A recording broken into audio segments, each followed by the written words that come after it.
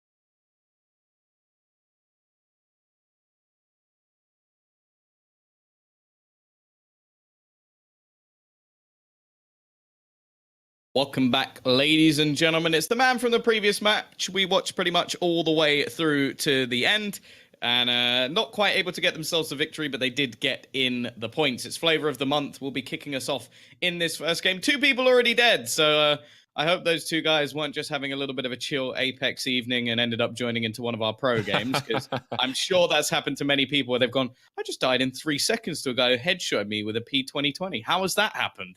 But yeah, that feels bad. That feels bad.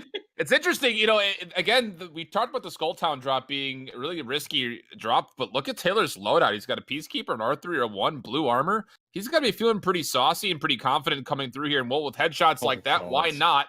An instant knockdown, just absolutely melting through the first opponent just outside these mid buildings, and this will be an easy cleanup. Just comes down to tracking down the rest of the squad, and it looks like P has been able to do that. He's found another knockdown, and there it is, full squad Elim coming through. And on drop, I don't know, man. I'll tell you, Tom, if I had drop luck like this, where you have a Peacekeeper R301 and your teammates have wingmen and triple takes, I would be more than happy. I wish I got this kind of RNG luck. Are you going pro? Is that what you say? You just need the RNG, and then you'd be pro. If I had the luck of that loadout, I would consider it that much more. I'll tell you that much. Well, not such good luck is over on the other side. It's Moders, the guys who were fantastic in the previous game. They've already lost a man in this one. They managed to win the previous. A lot of it came down to fantastic ring positioning and the use of that Gibraltar ult towards the end. By the looks of things, they're not going to have their race for the entire match. And it really does show how it's almost swings and roundabouts between games. You have to be on point all of the time. Otherwise, you can be a man down within seconds. Yeah, this is not a loadout that you want to be able to recontest your banner for as well. Only a couple of more seconds left on that banner. You can see it. It's still pretty far away. And I think, yeah, this Wraith will have to be playing spectator for the rest of this match, because there's no real way that you can come through and contest that. So for the rest of this squad, it's going to be a very slow game for them, I have a feeling. And you just have to try to find some remote locations to loot. Hopefully give yourselves a couple of extra bonuses as far as what your loadout looks like, because I'll tell you firsthand, Alternator and Longbow is not the setup that you want if you're Motors. Not sure what Lucifer has or Lucille's has as the Pathfinder, but again, you see him with the white armor. You have to be feeling like he's not feeling so feisty with whatever they were able to pick up off their drop. Yeah, I think that Alternator is going to want to be something they get rid of as soon as possible. Not one of the SMGs that you want to be running around with. Longbow definitely still viable, especially if you're one of these pro players and can just pop someone's head from a mile away. We'll still want to get the Skull Piercer onto it, and plenty of other attachments like the extended mag can definitely help you quite a bit. But we're going to switch away from those guys. They've been sort of chilling a little bit more. As you said, it's going to be a more passive game. Team YP, we actually did, as said yesterday, see them get a victory. They were holding in one of the buildings. They are one of the teams, again, that like to get that early positioning, get themselves into a place they can lock down and hold, rather than going for some of the more aggressive fights like we've seen from Flavor of the Month. I think they're a team that almost relish the battles a little bit more than some of these other squads, but I do quite like the sort of playing the game to its advantages at the moment. You don't need kills, so a team like this sort of utilizing that can be very nice to watch, just as well as these sort of fancy plays. Yeah, and I mean, they're sitting at the beginning of the day, they were sitting in 7th place, right in the mix of potentially being top 5. So again, you have 1 or 2 good games here today, and you could supplant a couple of those teams that are just above you in the standings, and they're all sitting at purple armor as well. So they'll definitely feel confident if they do find themselves on rotation in a fight. We'll go back over to Flavor of the Month. Again, they dropped initially into Skull Town and are now just kind of holding right outside on this ridge line, or just beyond the ridge line, and looking for anybody else to potentially rotate. And again, they're dealing with a really nice loot situation. All players sitting at blue armor. You got that R301 in hand for Taylor just specifically, and another lifeline package being called in by Noth. So they're going to be able to find a little bit of a boost here as well. And when you already know that you have Skull Town under your control, in these type of league matches, you rarely see teams rotating into Skull Town. I think it's just the sheer mentality of the threat that Skull Town usually brings on a daily basis when you play the game, that not a lot of teams like to rotate to this POI, but you will see actually Pidgeot is a little bit of trouble, and he will be taken down very quickly. So now you have to make a decision for Flavor of the Month. Do you try to go for the res and banner, or do you just bail out and try to play out your lives? Looks like they'll be going for the latter at the moment. Yeah, that's two of the teams that we saw in the top 5 of the previous game, losing a player very early on in this one. And I was about to say, I really like the way they were set up, actually looting Skulltown. They had Taylor, who already got like 2 decent weapons that he's going to be playing for the majority of the game. He was spotting. Yeah. That was his goal. It was to watch over the remaining players. Now, the one thing that I do give over to Octane that you probably wouldn't be able to do with most of the other characters is the fact that I think he has a genuine chance of getting this banner back. Now, it's very high risk, considering you know that there are players around this area. But at the same time, it's such a quick character. He's got the same speed as that sort of old Bangalore boost when you got spotted. Mm-hmm. But instead, we're now going to switch over to Team YP instead. Now, they are actually pushing further in towards Skulltown. Now, both of these teams are now fairly on the edge of the ring, but it's a very early ring, so they're not going to be taking too much damage from it. Yeah, this ring will essentially just be tickling at this point. You can freely move through, hit a syringe if you absolutely need to. You'll see that actually almost coming through. Knock actually couldn't commit to it on that first jump. Will bunny hop his way through, and nice little parkour navigation on top of this little spine as they do move closer to the namesake of Skulltown towards this skull. And they should be able to get out for free. But again, there were other teams that were here. So as you're running outside the zone, you could find yourself in a very interesting spot. As there is at least one team, if not a second. Shots are going out towards the rooftop, so they have an idea that there is a team still hanging out in the zone. But again, you don't want to take this fight in the zone if at all possible. So they will just escape out towards, again, the skull area and see that there's another team just over to their left. And now you start to feel like you're getting pinched. You need to find a way to just find a little bit of safe haven, a little bit of reprieve, get yourself back to full HP, and then try to commit to how you're going to rotate to the next circle, because it's a little bit further up, closer towards where airbase and the drain off is. So not exactly the closest rotation for them, as a creeping barrage will also be placed on top of them. So they'll have to deal with this as well. I really like the small details being taken by this team. They obviously have themselves a lifeline. The lifeline can heal them without actually having to use any meds. So what they did, they take off their armor. The armor takes no damage, and they put it back on, and they're fully fledged and ready to fight, as they already managed to down one player. Now the question is, do they continue this battle forward? It looks like they might, or a bit of a cheeky little play from QT. He sort of baited me there a little bit. I was like, oh, he's going to go jump in. He's like, nah, I'm just going to jump down and slide right back up again. Instead, they're going to go rotate round, take a different position instead. Still trying to spot out if there's any other enemies over in the corner, but they're just setting up little lifeline position, or sorry, Pathfinder positions that enable them to get up and down this rock very quick. Again, you're still looking at not full HP. There we go. Now finally starting to get the shields recharge, pardon me. But also the Pathfinder player still not at full HP either, so wondering if they're a little bit low on the med count, or if they're just looking for a way to get into a little bit more safety, and that looks like that will in fact be the case. I like the play a lot, but again, like we were talking previously about which legends come in compositionally, and Bangalore I still think brings a lot of value, simply because that smoke screen having 2 charges, you can find a really good way to disengage with it if you're really smart with how you place your smokes, just as much as you were to be able to disengage like we saw a lot previously in the early stages of the competitive game, when it came down to Wraith being able to be that character to kind of, disengage by using the Dimensional Rift. So as we go back over to Flavor of the Month, they are sitting here near runoff, and, well, they've got themselves an interesting spot as well, as, again, they're still just playing with 2 of their 3 members, as Pia was downed very early in this game. Yeah, they didn't manage to actually get back in, and we saw how much heat there was over towards Skulltown, so the chance of them getting that banner became slimmer and slimmer by the second. Yeah. And now they're actually fighting up against the meds battle as well. We mentioned it with our prior team, Team YP, who are sort of struggling to get healing as they ran away. In this case, we can actually tell for sure that it's a lack of medication, because Taylor is now on nothing. Like, you can actually see it in his little hotbar. He has no meds whatsoever. And they're going to be sitting here for a while, you would feel like. I mean, there's shots happening just below them. There's definitely players rotating from airbase as well. You would at least figure that some of the teams that were in Skulltown in that previous engagement will be making their way upwards as well. As we go back over to Motors, again, this was a team that lasted very long, actually won the game, the last one, dealing with squad issues of their own. But beyond that, also armor issues, as they're just dealing with common armors. So they're going to be kind of pinned up here as well. They're in a pretty decent spot just outside of runoff, so they can hold here for a while. And that defensive bombardment will be a pretty nice little resource to be used defensively. But it looks like there is a little bit of a push happening here for QT. This is actually onto Motors and the gang. So this Dimensional Rift coming into play, this could be a very dangerous spot. But I don't know if QT actually knows that there's a team right above them. Going to be making their way Peeking out through the building. We've actually seen them hold Yeah, they're in the other this door. building before, just waiting patiently. And it seems like they are definitely aware of somebody over in the building just adjacent to where they are. But I'm pretty sure this is where the ring centered in the game yesterday where they won. So this is quite interesting for me. Yeah, and it just comes down to, will they get the information that there are only 2 players in front of them? This grenade is going to pop open the door that Cutie was in, so Motors will get a little bit of extra information. Do you potentially even go for this drop? And they're going to try to bait it for as long as possible. He's got that arm shield. Again, like, that little passive shield might play a little bit of dividends here, but they're going to let them loot this for free and just kind of sit there and play scout for now.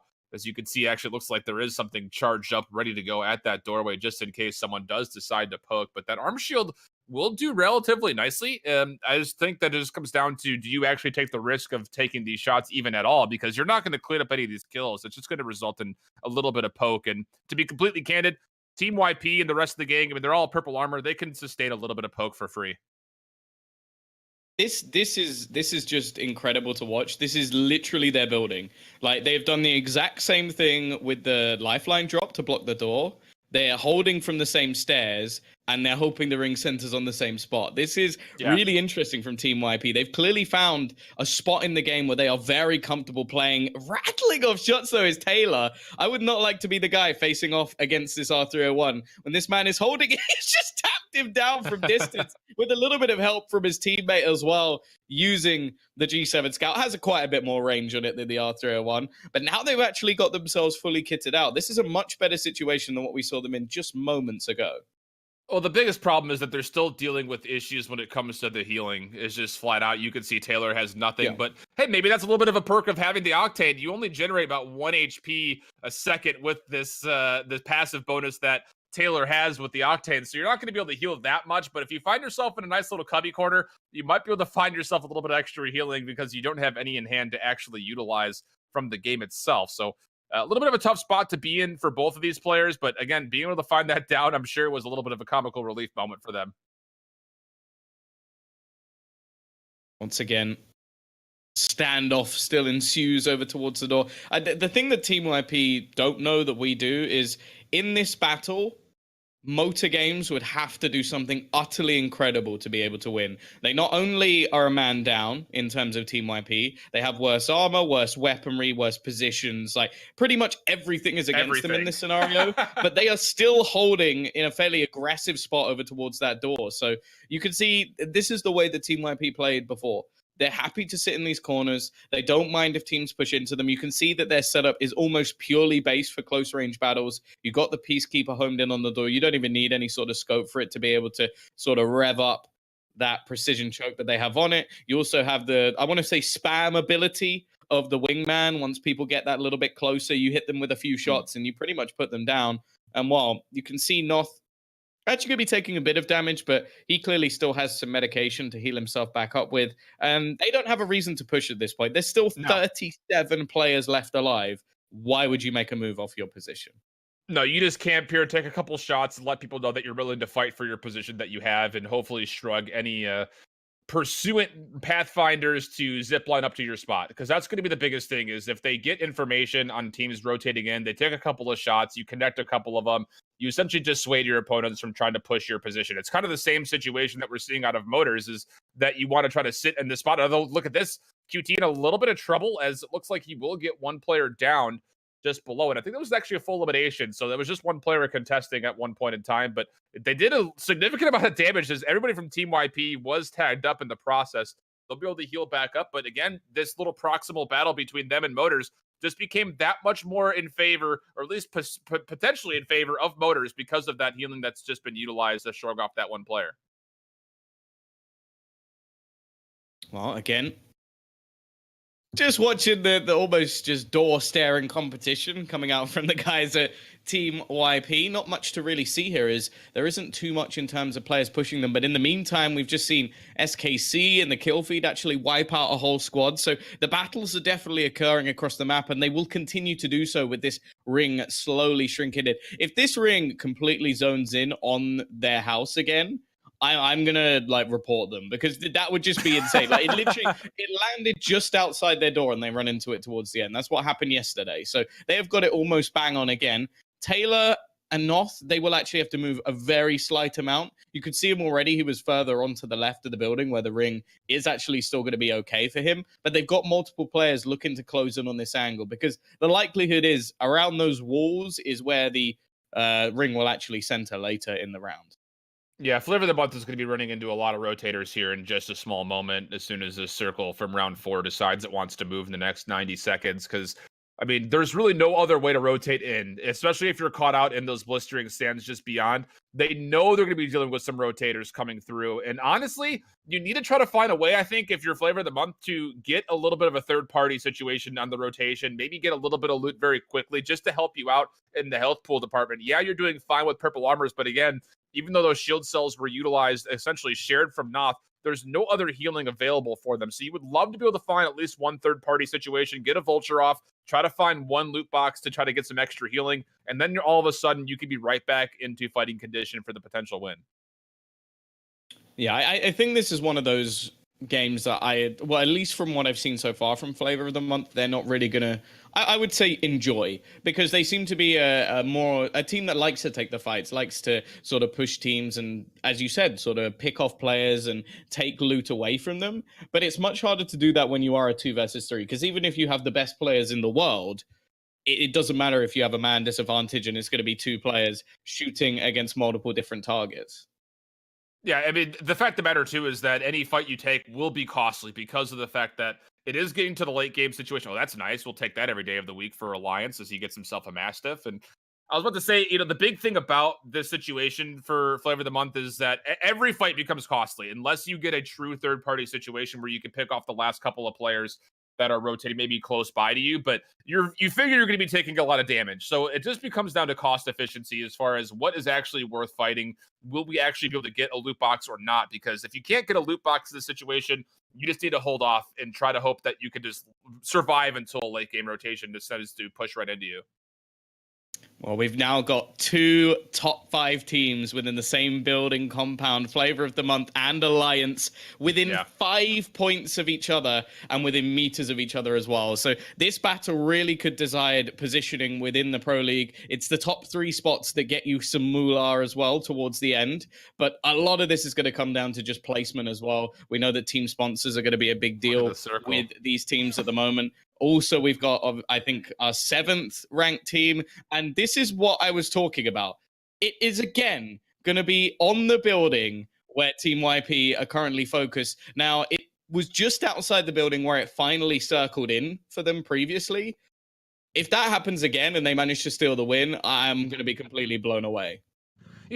There was a time in the early stages of the competitive fortune of the game where the zones were predictable and there was a certain algorithm behind it. Now, I haven't paid my due diligence to paying as close attention to it lately, so maybe that's changed, but there's potential that the circles are still rather consistent as far as where they're falling. So there's very possible that they just know that the circles are going to rotate in this instance, because this happened very routinely in the early stages of the competitive Apex season, where players knew exactly, depending on how the circles were moving, where the likely situation where a circle would end up at. So that might be the case, but again, like I mentioned, I haven't paid my due diligence to really pay attention to that in the last month or so. So that could have changed, but who knows? They're obviously in a really good spot, like you mentioned, though, to potentially close things out. The ring will start to close here. So again, for Alliance, this is a big moment for them. If they can win a very clean fight, they'll be in a really strong spot to essentially rotate in for what would be more for free, but they're going to be dealing with a lot. Massive. Even that distance is kicking so hard. Finding one down, that'll play nicely.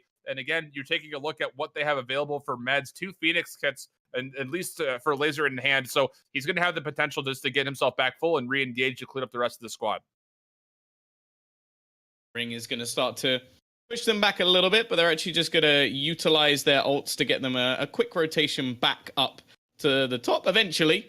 You can't travel in it once your teammate's going in the same direction, unfortunately. So you can't all travel at once. I think that's the only real benefit you could talk about the Pathfinder grapple, is the fact that you can all be on it at once, but you could also be sitting ducks all at once.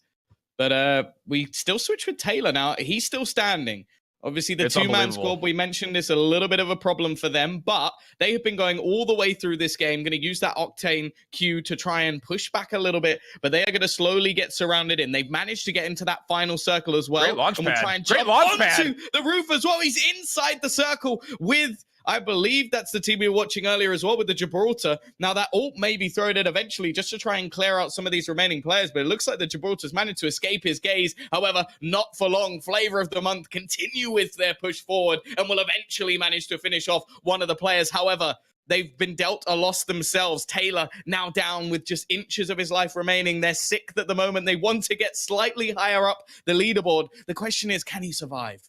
This is a long time. This Phoenix Kit channel is going to feel like an eternity for Taylor right now. It looks like he will be able to get it off. The players that were shooting at it from just beyond will not toss any nades in his direction. Here comes a launch pad up to the top, and that's actually got a dimensional rift for him as well. Taylor will find the first shot with the Peacekeeper and immediately bail. Noth, I think, will likely fall here. This is going to be a really tough call to even find the revive, considering that Taylor is in such a vulnerable spot in between two teams. They were, like you mentioned, able to find motors down. It just comes down to, will they be able to find anything more beyond that? Taylor, he knows that there's going to be players inside here. He's going to have to contest. There's no chance. Look, they've been blocking all of the doors to make things very difficult. He's only got 4 bullets in the clip as well. We've spoken all the way through this game about how they've been struggling with meds. They've been struggling with weapons. Now, he's got bullets at least at his R301, but the Peacekeeper becomes almost null and void. And well, now Alliance are going to be the ones who actually have to start their rotation. They continue their push, doing so much damage. This Mastiff and Peacekeeper combo will deck 2 players as they move and now bring it down with another squad falling at least. They're going to make their way further into the ring as well as it does slowly shrink. And I am mistaken earlier. It's actually 6 squads still remaining. Or 7, yeah, sorry. This is actually a really good spot for Alliance. They're so well off in their kit, but beyond that, the shotgun gang in these tight corridors is going to be so hard to shrug off. All of these nades coming through you, trying to heal through it. It looks like the healing drone won't be enough to keep most of the team alive here for Team YP, but they're stuck in this corner, and whoever is tossing these nades knows it. It just comes down to, will they actually contest? It looks like the zone is just barely touching the corner of this building, so it will be Team YP having to rotate out. You can see Cypop is sitting here wondering how they're going to approach this. This is a really tough rotation. They do have the dimensional rift, and that's what's going to be used to try to get them out of dodge here. Yeah, they're going to have to exit through the one door that they actually didn't block off themselves using all of those lifeline positions, but they managed to get into another spot that was just outside the zone. Now, I imagine the streams we've been watching are slightly delayed in different ways. That's why we're down to just 3 squads remaining, but it's who's remaining. It leaves a little bit of a surprise for us at the moment of which teams are actually still standing at this point. Has Taylor managed to survive? A Flavor of the Month still going? Is it Alliance who are alongside them here? Because we have some real top 10 banging teams left in this final zone. Yeah, this circle is going to be pushing them into a very awkward spot. At least the rest of the teams, again, you could take a look. There's no more healing online for Team YP, so they're going to be going into battle with some abbreviated shields here.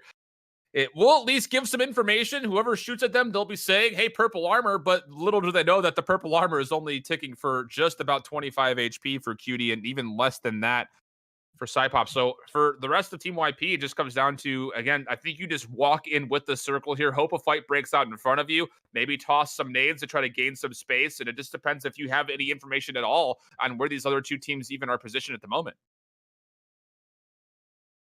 And now they have to all go running into the ring. It's going to be the nade throw. This has been pretty much the basic coming in from the remainder of the teams. Just throw as many nades as you can into the circle. Try your best to survive as everybody starts to take damage. It's going to be that Q coming out. We saw this work wonderfully before for the Wraith, but it isn't going to work for them again. It is actually Alliance, I believe, who've done the damage and managed to remove Team YP. The question is, have they got the victory? Because there was 1 squad still remaining. We just have to wait to see when the game actually finishes. I believe it was Alliance, and we'll take a look at it from Alliance perspective here. This is where the stream delay actually fits up very nicely as they were pushing just before this zone was pushing in, actually. 1 minute and 10 seconds left on this zone before it was pushing. So we'll see it from their perspective, kicking down the door. This is one of the last teams left. So I believe it was Alliance was the last team left alive. That Mastiff is just chunks. And again, you got to keep in mind the rest of his teammates are also carrying Peacekeepers as well. The Into the Void will do nicely here just to give Laser a little bit of a distance gained, I guess, at the top heaven of this building. And well, again, they were able to kind of actually disengage here. So even though they were able to try to find that fight, it looks like they did not actually finish off whoever that team was inside this building below him. Yeah, just a bit of extra time to watch them closing out the other squad, because we know exactly what was happening in the building just opposite them. Team YP were waiting patiently to try and go for that late ring push once again, but you can see how well kitted out it actually comes in at the moment for Alliance, waiting patiently for the last 20 seconds for that zone to close. And while we know that they at least finish off Team YP, the team that was below them took a lot of damage. So I imagine they are going to be the ones to take the victory here, unless something ludicrous happens in the next 10 seconds. Yeah, you can see Lasers actually calling out. They know that there's players inside that doorway, so I think they're the ones that will actually respond with some nade spam of their own. And again, this Mastiff only has 2 shots left, but all you really need, and against who was there, Team YP, all you need is one good connection to potentially take players down. You see the feet starting to move, and yeah, this is just plug and play from here. They have to be careful of who's behind them, and they realize that Laser looking for a player below. Again, 72 damage times 2. We'll hit the end of the void to try to stay alive for as long as possible in the zone. And yeah, this looks like this was Alliance game. There are a couple bleed outs coming from Team YP. One more player left, and there it was, Alliance getting the W. And we talked about how they had that big power spike in the mid game as they were rotating out of runoff. That Mastiff came in huge. You see Peacekeepers also online for at least one of his other players, the Bangalore player holding onto it right there. And again, when you get to those tight circles where everyone's trying to fend into that last little zone to see who can sustain that last bit of circle the last time, and those Peacekeepers can be really, really massive, and that was 100% the case. They were able to find 14 kills, also a pretty big game for Alliance. Yeah, and I wonder if that will actually be enough for them to move into either the 4th place or the top 3. We know that they're up against Papega Squadron, Fire Beavers, Tiny Hang, and of course Flavor of the Month in 4th, who were just above them. Either way, I'm sure the scoreboard will update for us soon, and we can see if Alliance are making their way up. But we'll only have to find that out in map 3, which will be coming up after the break.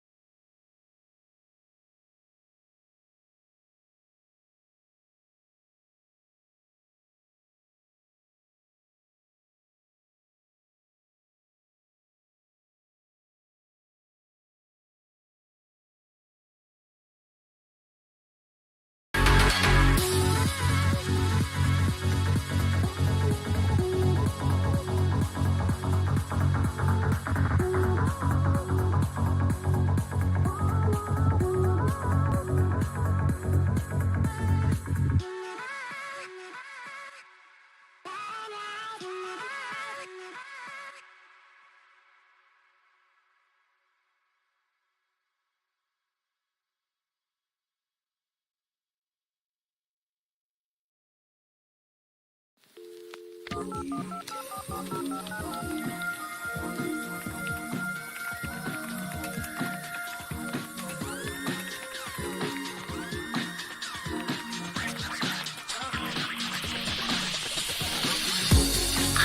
only passing through, or are you gonna love me? Are you only passing through, or are you gonna love me?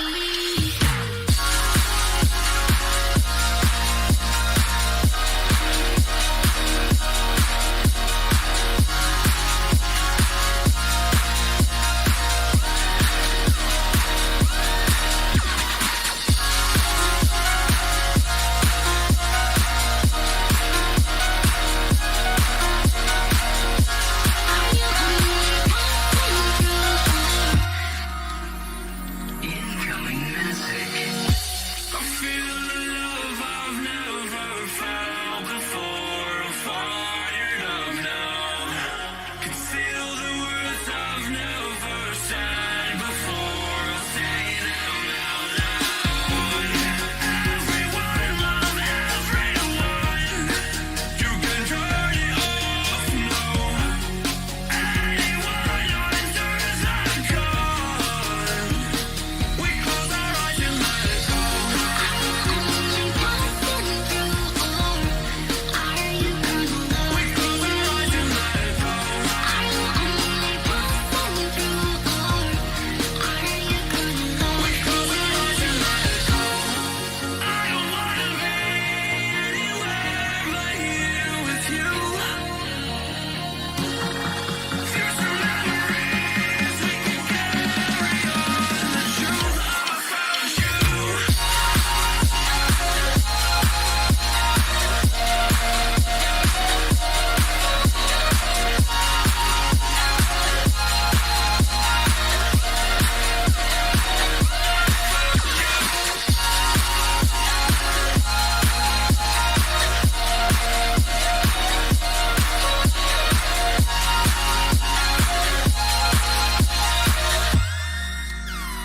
Incoming message.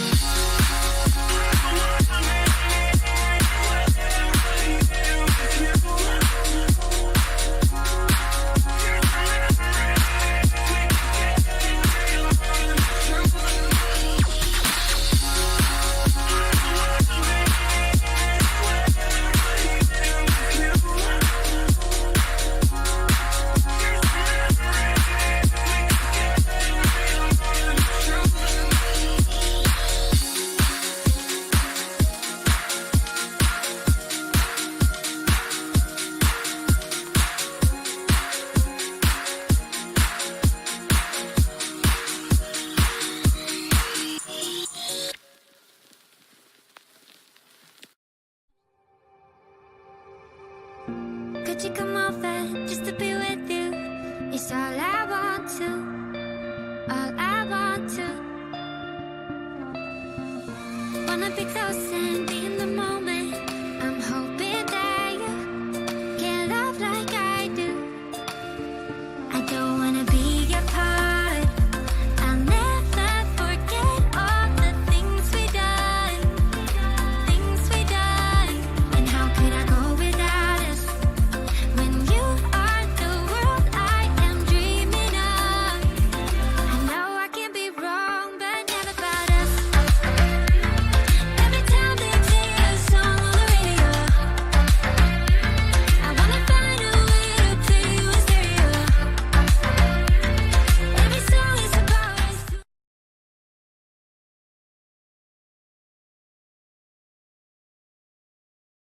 Welcome back, ladies and gentlemen, to match number 3 of the Apex EU Pro League.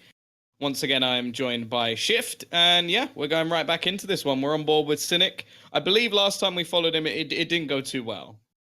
No, it didn't. They had lost one of their players almost immediately off the rip, and that's, again, puts you in a really tough spot. They will be landing over by artillery. You know, the interesting thing about choosing where to drop as well, we haven't talked much about that here, Tom, but a lot of teams that end up looking for these drops will wait a little bit and see, like, halfway through the plane's path, all right, well, no one actually went to drop over by artillery, so let's go ahead and take the late drop and just rotate all the way from artillery over. And that looks to be the case here, as They have some pretty solid loot. There are 2 teams that have already fallen in this lobby, but it looks like none of them happened up top, as none of those teams had any kills. Over to, well, look at what's happening here. There are already a couple of kills online for our team that dropped right outside of market. So a very hot drop coming through. It looks to be the Anarchy team here. Yeah, no, we do see a lot of teams at the moment going for these, what we would say are riskier drops. But yeah, I guess a lot of the time, if things haven't gone that well for you, that might be a case that you tried to take a few more risks, like to try and get the points that you need by getting extra loot early on and maybe taking out some of the, well, other teams who are taking this sort of early risk. But for them, it's sort of been a smash and grab. Get yourself some loot, get out of there as quickly as possible. I think that was a bit of a mistake with the balloon, unless he's just doing it for spotting purposes, which could be the case as well. But by the looks of it, he's now going to opt to try and catch up with the rest of his team, who have just been holding a little bit further forward. Yeah, and you can see off that little plateau that was left from that redeploy balloon, there was a team sitting on top there. So yeah, not exactly the safest bet to sit there and just toggle the rope for as long as possible. There's also a dimensional rift down from one of his teammates, as they will just rotate into Skulltown. Again, a very interesting mid-tier, well, not mid-tier, but mid-game rotation. But you can see a lot of purple attachments on not only the Scout, but also the R301. The only real kind of hindrance to this loadout is the fact that he is running double light ammo. So that again, he's got over 400 ammo essentially between both weapons, but still, it's the fact that you're going to be chewing through that ammo pretty quickly if you're finding a lot of spam shots with those both light ammo-based weapons. Well, Butsy's not got off to a bad start. I don't know how long that Hemlock will last within his hands, but we have seen some players using it as their sort of almost, I don't have a sniper, so I'll use this weapon, because the accuracy on it's quite high. It's just when players get a little bit closer, you're trying to just spam that 5-bullet burst, and it really isn't pretty. It's not something you want to be witnessing. The R301, however, pretty damn stacked. Needs an extended mag, but other than that, having the stabilizer and the stock this early in the game is going to be fantastic for Butsy. And again, these rotations, I was about to say, this is tough. I mean, you have to go all the way through Skulltown or Pit. Both of them are not exactly the most favorable when it comes down to the ability to rotate out of a zone for free or into a zone for free because of the choke points that those 2 areas provide. But here with Anarchy, they did see some players off in the distance from Skulltown, still dealing in a pretty healthy spot as far as where they are in the zone. And actually, looks like McBain has spotted out some players behind them. So potentially get pinched here, but they do have some high ground, which will play nicely for at least trying to push away any offensive pressure towards them. It just comes down to, at a certain point, you're going to have to commit to making a move. It looks like it actually will be Anarchy moving through the northeast side of the map and just hold these doors and try to play off the rotation and try to get information through those door panes as much as possible.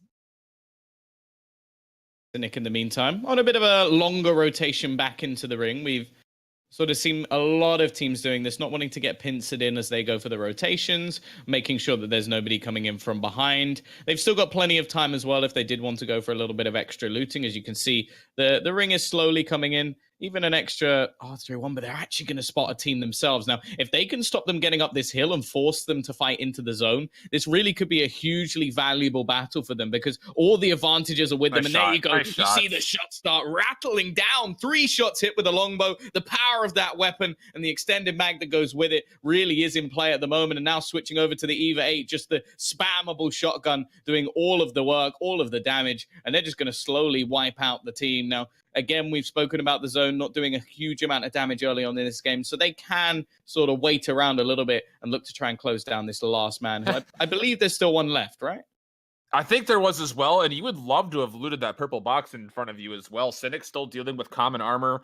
He's got, like you mentioned, the longbow with a ton of attachments on top of it, and the EVA 8 as well is also very easy to kind of set up, as it doesn't really take much besides a choke and an optic if you want it. So it's definitely not a weapon that necessarily needs more attachments to it, but you would have loved to have found maybe some more health ordnance, I guess, in the mix of whoever that was that just fell in that last battle. But switching back over to Butsy over here, he will be sitting in airbase, and another tough area as far as rotating out because of where they've positioned themselves. They can get cornered here pretty easily. So as this lifeline care package comes in, they're going to be very careful of how they rotate. Fortunately, the zip line is off of cooldown, so they can get up to this kind of watchtower to the right pretty easily.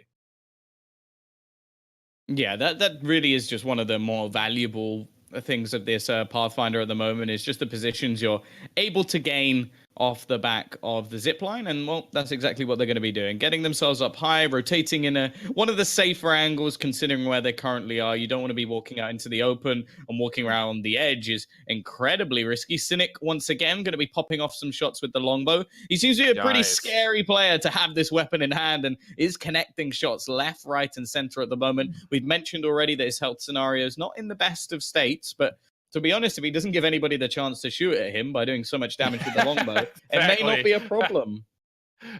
Such a valid point. And, you know, it's also really interesting. This was a conversation point, definitely more in the forefront when before the hitbox patch changed everything, where it came down to who do you give what resources? Because your Wraith was typically the one player to kind of get involved early on, so you want them to have the higher tier of armor and more of the healing items, and that might be very much so the point of conversation for Cynic and the rest of the team, simply because he is relying on this longbow, and that EVA 8 is kind of a last-ditch scenario type of weapon swap for him based on how he's kitted everything out. They will be able to rotate into market here, again, not necessarily for free, but if they are able to kind of give themselves this area, this would be a great point to rotate out of, simply because of how many buildings are just outside the front doors, and the whole fact that you can get a lot of information for free just by kind of pitting yourself up in here. Back on board with Anarchy. We see him on top of the skull. Another one of those very effective positions in the late game. The only real problem you have to deal with is Gibraltar ults, and also the same coming in from Bangalore as well. Like, they can really ruin you if you're set up the top. Now, we've seen teams deal with that fairly comfortably. The other thing as well is there are still quite a lot of open angles as well when it gets into the late game, and you can see just some long range battles being taken over the top, but not anything they really need to worry about in these sort of positions. And I think this is more just becoming like warning shots at this point, and no team's really going to be able to gain a kill off the top of these positions unless somebody makes a big mistake.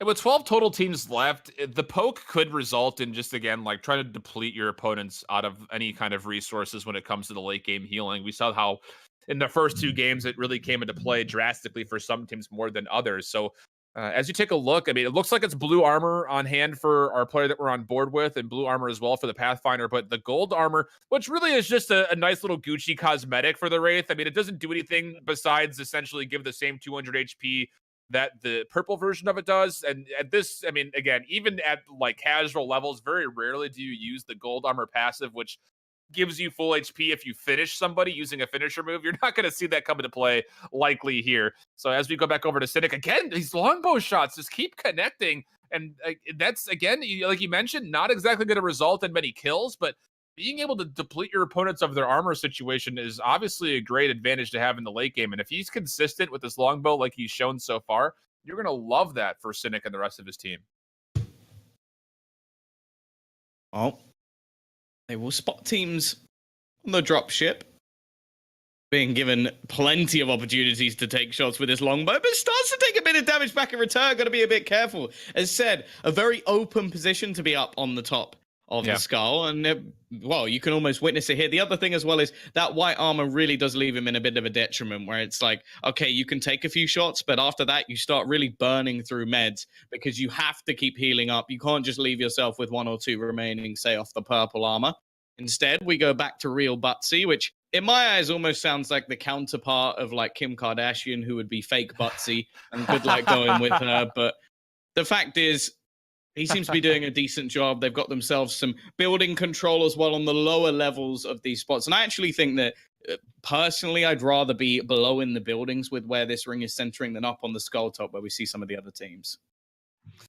And again, they've just been holding that spot so nicely over to Anarchy now. And again, that was their opponents in Cynic that had been taking so much poke from so many different angles. They will kind of give up that position on top of the skull.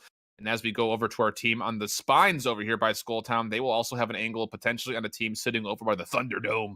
And the Kraber, it's interesting, you know, with the Kraber in hand, you have to give up a weapon to pick it up, right? And you have to be very mindful of the shots you're taking, because you can see he's only got 9 more bullets left. And then once he uses that, unless he dropped his other weapon nearby, he's only going to be dealing with an R301. So yes, it's a solid weapon, but as far as long-range poke goes, as soon as those 9 bullets are expended from the Kraber, this will essentially take away all of the long-range poke, or at least a lot of it, that they've been enjoying so far here in the skull. So they'd be very careful about kind of calculating which shots are worth taking, which ones might just be better saved for a rainy day.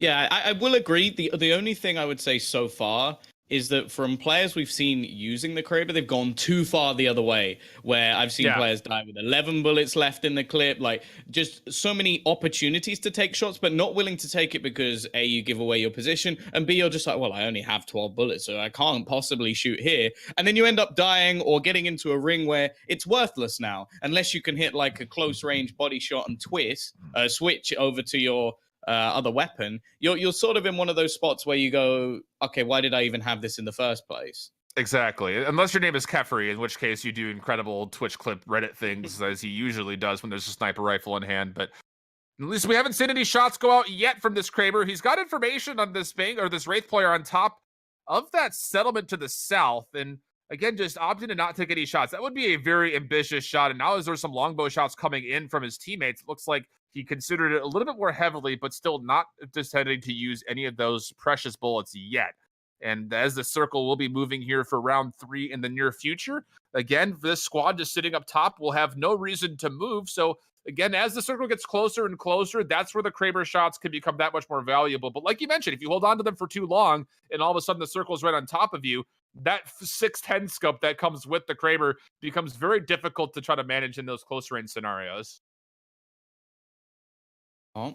It almost looks like the team are just having a little bit of fun at the moment, just wandering up and down. But we will go back to Cynic. He definitely doesn't have any trouble with his sniper running out of ammo. 300 bullets currently in his clip, and they're going to go pushing. He's connected a first shot, and they want to try and remove these players from their buildings. But the fact is, they don't have that much in terms of armor. They don't have that much in terms of weaponry. They need to try and get close to these players. Now, the grenade's going to blow the door off, but a teammate's fallen in the meantime. They're just going to continue to bombard the rest with all of the nades they have possible. And I think they've won that battle fairly comfortably in the end. The revive will be able to come in, and they've managed to remove Pandaria.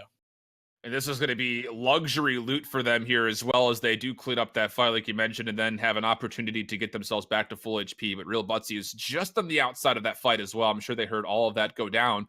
Just comes down to scouting out and depending if they even want to push through. The R301 Hemlock combination for Butsy, very interesting, as both of them essentially serve the same purpose on the range of each of those weapons. I know a lot of players with the Hemlock have been opting to put that to single fire and use it kind of as a more luxury poke weapon, kind of like the Scout, or even if you see players use the R301 at mid to long range, just kind of poking. The Hemlock obviously packs a little bit of a harder punch. It just comes down to the R301 as your only close range weapon at that situation, though. So you have to be very mindful of what fights you're taking. He is really well kitted out, though, so you could hip fire this R301 at close range and still find a lot of connections because of his loadout. Oh. Anarchy, he's managed to find one of those shots coming off with the Kraber, looking to try and close out his opposition at range, but I think it's the purple knockdown shield who's actually going to be able to save the player, at least for now. It's whether or not a teammate can actually get that a little bit closer, but we're watching a lot of players currently die at the moment. It looks like a couple of Na'Vi players have fallen within the meantime, and those are, again, some of the top 50 teams we see in the Pro League just going down without really getting anywhere near the points. Like getting 12th, 11th, it's really quite meaningless when there's only 20 teams and only the top 5 get themselves any points. But this valuable spot coming out from Anarchy just seems to be the way to play at the moment. And well, just look at the kill feed at the moment. 7 teams now remain. They are close to the points. And here's the big thing as well. This is a really smart setup for Anarchy. Is the fact that they're splitting up and kind of spreading out upon the spine, so they can hear when any Pathfinders throw out that zip line, or if any team use the pre-built zip lines that already go up towards this high ground, so they can kind of receive any aggressive pushes. They are going to have to move a little bit further over towards the west to make sure they put themselves in the circle. But again, they will be able to fight from the fringe here for quite some time as this ring will start to close in and essentially section off all of Skulltown. 6 bullets now remain in this Kraber. However, with the current ring currently getting very small, the value of it also starts to fall rapidly. We've seen many teams battling within these buildings, and this is where the Bangalore smokes really can become valuable for the team. Give them a little bit of space to try and move forward. And actually, they're going to go back up. I'm quite surprised by this. Maybe just waiting for the rest of the team or trying to get right on the edge of that ring. But they haven't quite managed. It's not going to have spot. to sit right on the corner of this rock. And yeah, I'm not a fan of this at all. I think they're going to have to drop down eventually. Yeah, there's so many different angles that they could get shot from. You're seeing some from the south side of Thunderdome, more from that top cut of tin cage. And already Ooh. knocked down. That was absolutely a longbow headshot that came in. Must be a skull piercer because he was still dealing with a significant amount of HP. Not much in the shielding department, but getting taken down. And now you have to smoke launcher, get yourself back to full. And I think that might be the last convincing kind of conversation to get them off this little plateau, because this is not a safe spot for them whatsoever. Yeah, and also running out of meds. That's one of the big problems at the moment for Anarchy. It seems like the rest of the team are fairly well equipped and haven't been taking too much damage. And now battles start to come in elsewhere. The Kraber shot not quite going to be able to connect. So Anarchy won't be able to put them down. But instead, they're going to go for the fight. They're going to make their way forward into the fray. Yeah, this is a pretty good advantageous spot for them. They jump down right on top. There's so many bodies here as well, and it looks like there will be one player knocked. A second knock. This is a Mastiff enhanced. They were able to find a Kraber and a Mastiff going from NPC loot drop to NPC loot drop, and now they have all of the gear in the world in front of them. This is a great position for Anarchy to be, as they'll not only have all the ammo and attachments they want, but more importantly, they can recharge their armors and also get their meds back in order. I wonder if this is the moment where he also gets rid of that Kraber, because the ring is about to Wait become as small as it gets, but they're actually getting pushed in by Cynic, who are going to come round the back. Where have their opponents gone? They're trying to escape at this moment while they were looting, but instead, one man already hits the deck. It is going to be Colossal Sammy, another falling from the hands of Cole, but this is the battle that we want to see. That Wraith taking so much damage. Another goes down, and I think that might be it for that team at least, but was that Anarchy?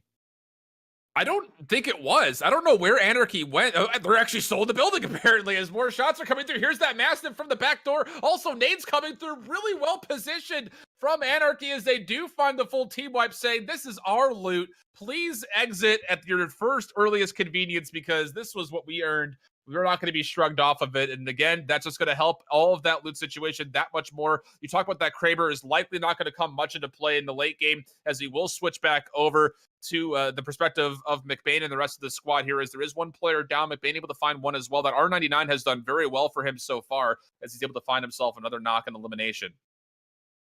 Yeah, into that top 3 position, the revival of Anarchy is going to be a fairly slim chance, and he will in fact go down to the zone. The fact is his teammate still standing? We have to wait to see if the spec will enable us to give that final little bit of information. I imagine that he just about is. Yeah, McBain just sitting in that corner.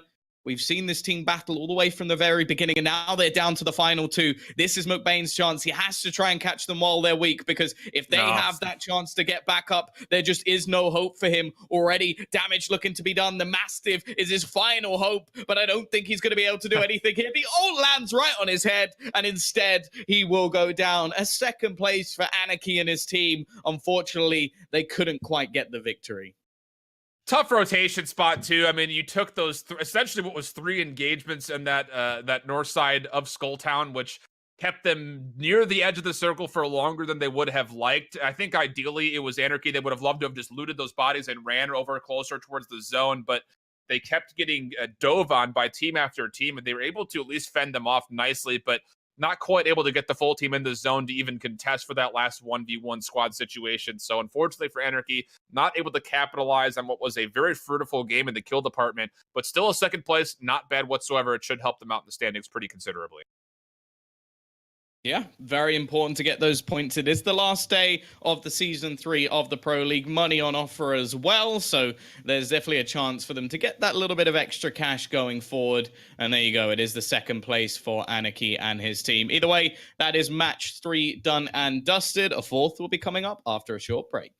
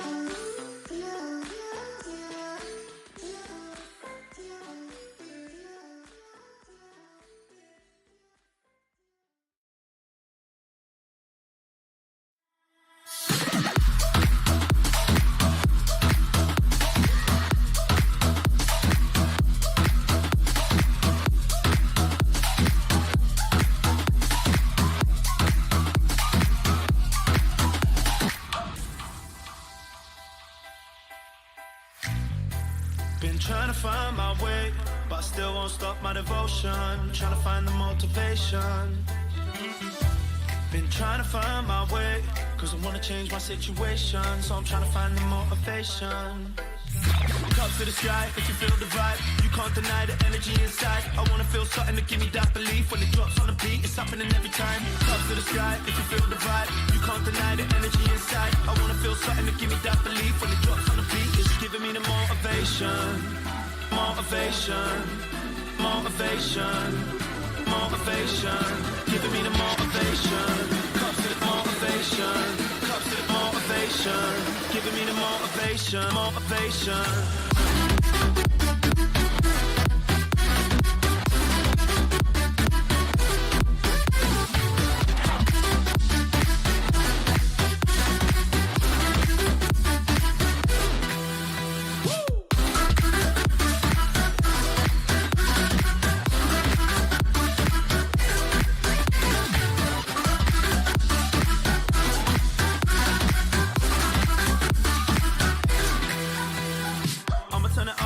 To the morning.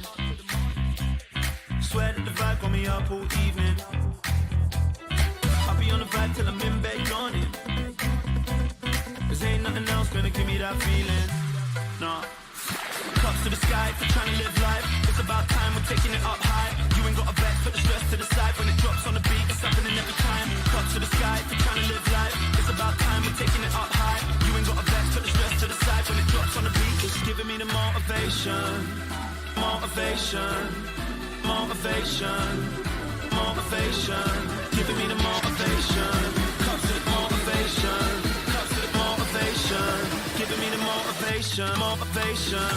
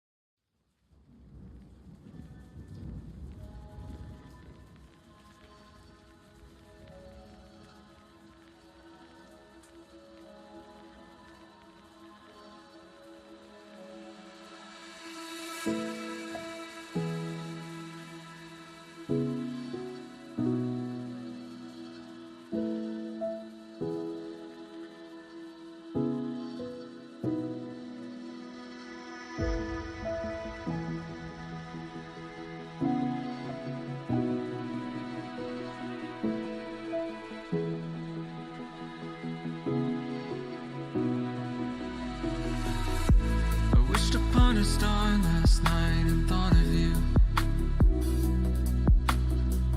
but it must have been a dream, 'cause you're not here. I've never been one to believe in fairy tales or fantasy, but perhaps it's time for a change of mind. I guess there's a first for everything. We fell in love, we had our fun. You always had enough dreams for both of us. I wonder what would come of us if we could trade these ends for beginnings. I'm drinking from an empty cup. The hardest part of young love was growing up. It's not enough to fill me up, 'cause now there's one less star in the city. Now there's one less star in the city. Now there's one less star in the city.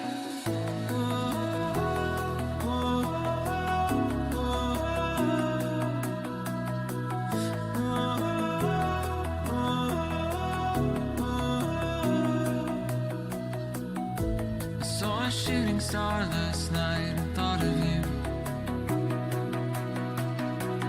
but I woke up from a dream, you're not here.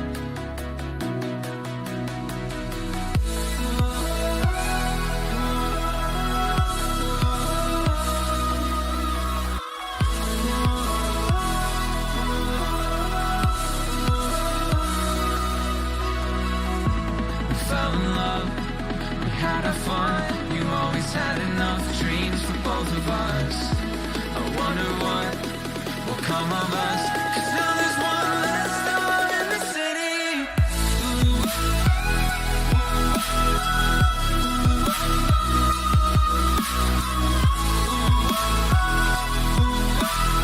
Cause now there's one less star in the city. We fell in love, we had our fun. You always had enough dreams for both of us.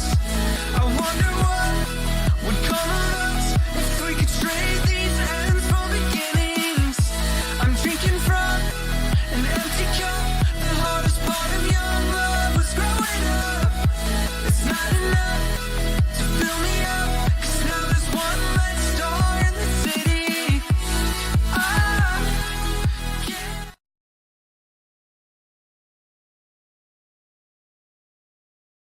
And we're back. Another game, another winner will be added, and some more chance to earn some much needed points for this season 3 of the EU Pro League. Of course, one of the teams will be crowned the champion of it at the end of tonight. So the money will be going into somebody's pockets, and more importantly, in my eyes, just the pride of being able to win out the full week or couple of weeks in the season. We do have another one starting soon, but you get to be the champion at least for a little bit. Well, how about not just the pride, but also the prestige when it comes to being not only around your other competitive peers, but also organizations that could potentially be like holding off a little bit to see exactly where Apex goes. And you can boast the fact that, yeah, you were season champions with a prize pool in hand for the EU Apex.Pro Discord. And again, with there being very limited opportunities for teams to participate competitively, especially in this format. This is one of the only kind of league situations out there with the format that rewards placings more than it does kills, at least at the current moment. There's definitely something to be said there as far as being able to flex a little bit. Although, I'll look at this already. This Knights team in a little bit of trouble as one player has fallen. And while the lifeline also very low, will cause a little bit of a backup here. But again, you have to fight players off. Nice little knockout onto one, but still has to fight off more as here comes the secondary push. Yeah, trying to just retreat back and get away incredibly low on HP. And the only man left of his team, the Knights, might be about to fall as every single one of them gets wiped out. And you can see the sort of reaction, not happy with the way that that game has gone. Going down very early on. We go back straight into alternate attacks, who currently 94th within the Pro League. So definitely some work that needs to be done there.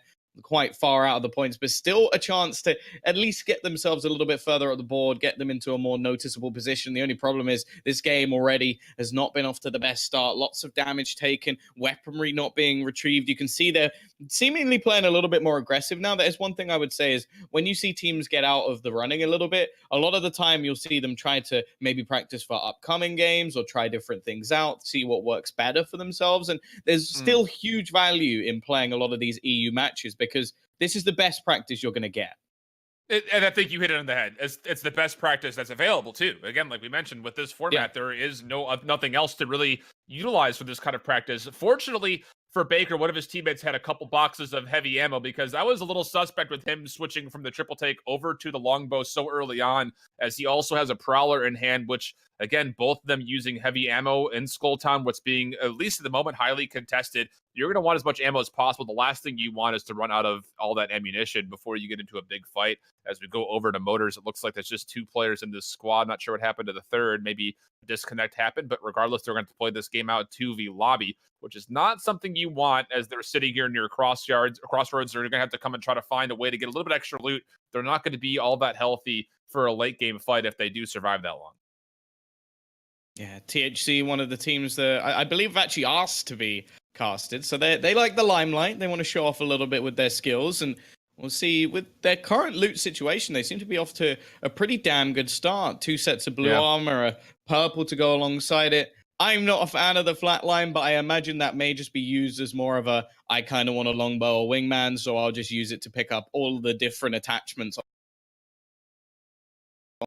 That's what I like to call a dummy weapon, kind of like the RE45 or the alternator. You use it just to build for what you actually want. Like if you have an alternator, you start to find attachments for it. You essentially use that to set up your potential R301 or R99 late game. And that's kind of the same situation for the flatline. The unfortunate thing with the flatline is the simple fact that there is no barrel mod for it. So essentially all you're going to be able to get here is a magazine and a stock with the potential of an optic. but at least you're getting something in line. And yeah, like you mentioned, the flatline, not the greatest of ARs in the game, but at least it gives you the potential to build for something like even a Hemlock if you do end up finding that. And a little bit of trouble putting this lifeline package down was Pony. So yeah, Ronnie able to get this down, and it looks like he's actually got himself a gold Peacekeeper as well. So that'll play out really nicely, having a gold choke and, of course, the precision choke on it, as well as the digital threat. It's going to be really nicely found in the mid game. Yeah, alternate attacks in a little bit of trouble here. Baker actually going to be on the floor, and it seems like his teammate as well is down to just low HP. It's WLNY looking to try and bail him out with a little bit of help, but the question is, can they actually clear the team around them to try and get Baker back up? He's in a fairly safe position for now. You can see something at least going on. I think a grenade going off in the room above. And actually, they're being shot from that position. But the Lifeline's actually going to take the risk, go and try and get this heal off while his teammate defends the door and doesn't allow them out of position. So they will actually manage to get Baker back.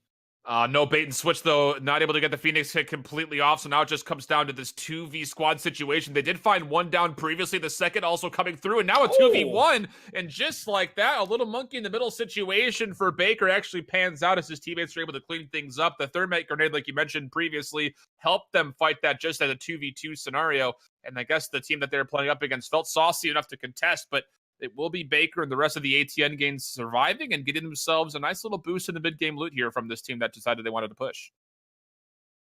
I'm very surprised that that Lifeline managed to get away with that move, not only reviving a teammate, but somewhat caught out as the players came around the corner, but still managing to do the damage, dodge the bullets, and get themselves the kills. It's actually benefited them quite significantly, get themselves some extra purple armor, which they didn't have before, onto Baker. But for now, at least, we're going to go back to the guys at THC, going on their rotations, looking for more loot, potentially trying to get themselves further into the rings. But Baker, clearly there's another team that wants a piece of them. Just one after another, and this thermite grenade is actually really nice to kind of hold off any extra pushes, because, again, UT's Lifeline teammate still needed to get back to full HP. A lot of arc stars going off, and it looks like Baker will not actually scout out the player from behind immediately, so his Lifeline player, again, getting tagged up very, very heavily, but at least they're able to fight back for now. It just comes down to how do you rotate and continue to take this fight. Looks like they'll drop off the back end, and two players with R99s, that'll do nicely. The Wingman will finish off the third. That was SKC that challenged them. And, well, take a look at the loot in hand here. Longbow and Wingman now in play for Baker, as he is going to get fully kitted with this. A lot of heavy ammo as well. Yeah, I think he as well was actually holding a sort of dummy weapon, as you put it. They're pretty much just looking at that Prowler as okay, I can get rid of this the second I find something else. Yeah. And it's okay once you get the select fire mod on it, but even then, it's not a weapon that you particularly want to be holding on to. And while rotations just going to be coming in using the Wraith to get themselves further out of the portal. Again, damage, not really a big problem for them at this point. And yeah, setup-wise, they're actually in a pretty reasonable position here. Casual enough to take a couple bites of dinner as well while playing.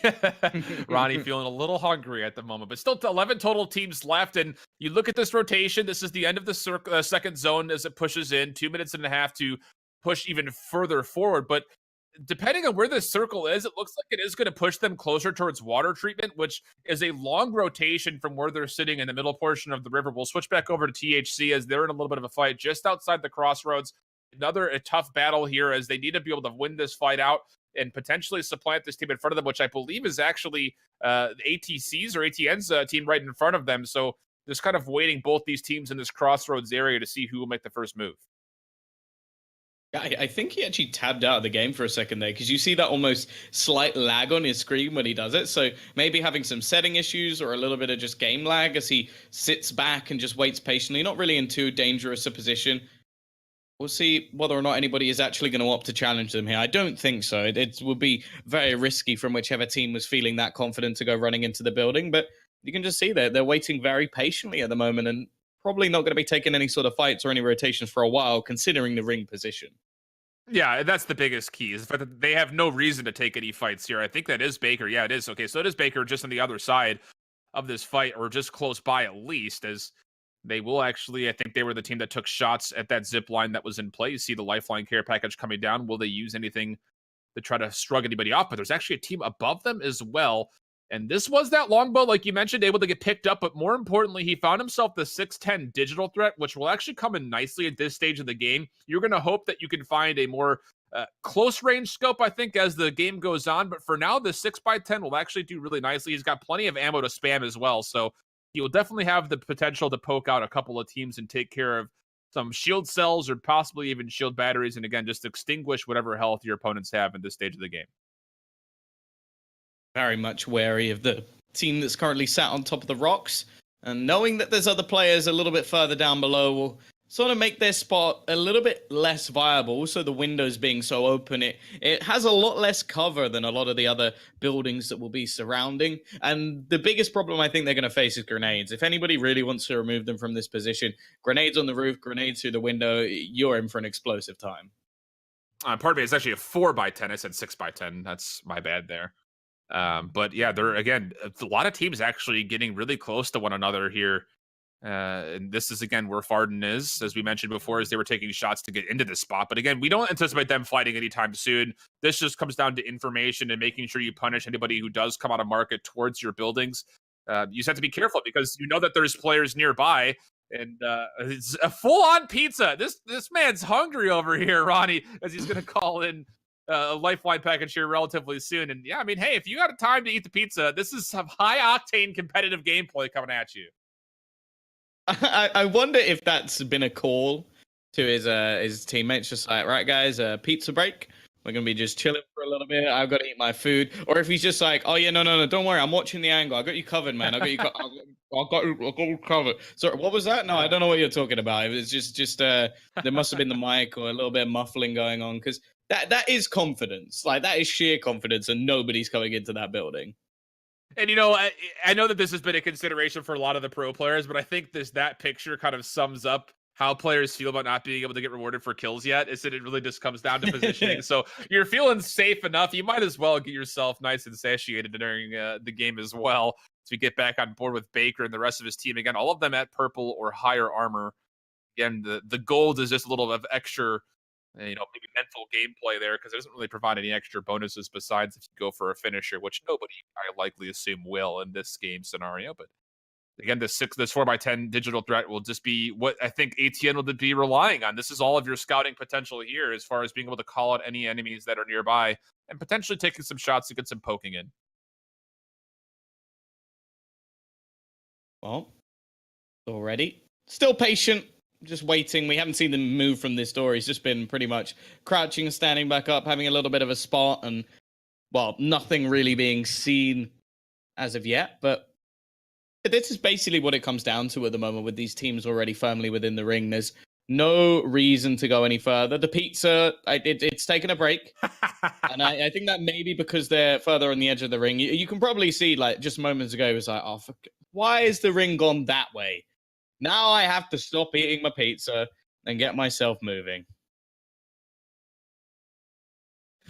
Well, the ring, as we'll see it move, will put just about all of the river out of play. Actually, we'll completely pull the river out of play, as they're going to have to make a rotation through caves here, likely, which is a very dangerous rotation, because, again, not necessarily in the caves is it dangerous, but as soon as you get out, you already talked about two teams sitting in that crossroads area, which will be pretty pivotal for this rotation, as we'll see it from the perspective of Baker, who actually is making a little bit of a move here, a very tall zip line up to the top of the skull near Skulltown.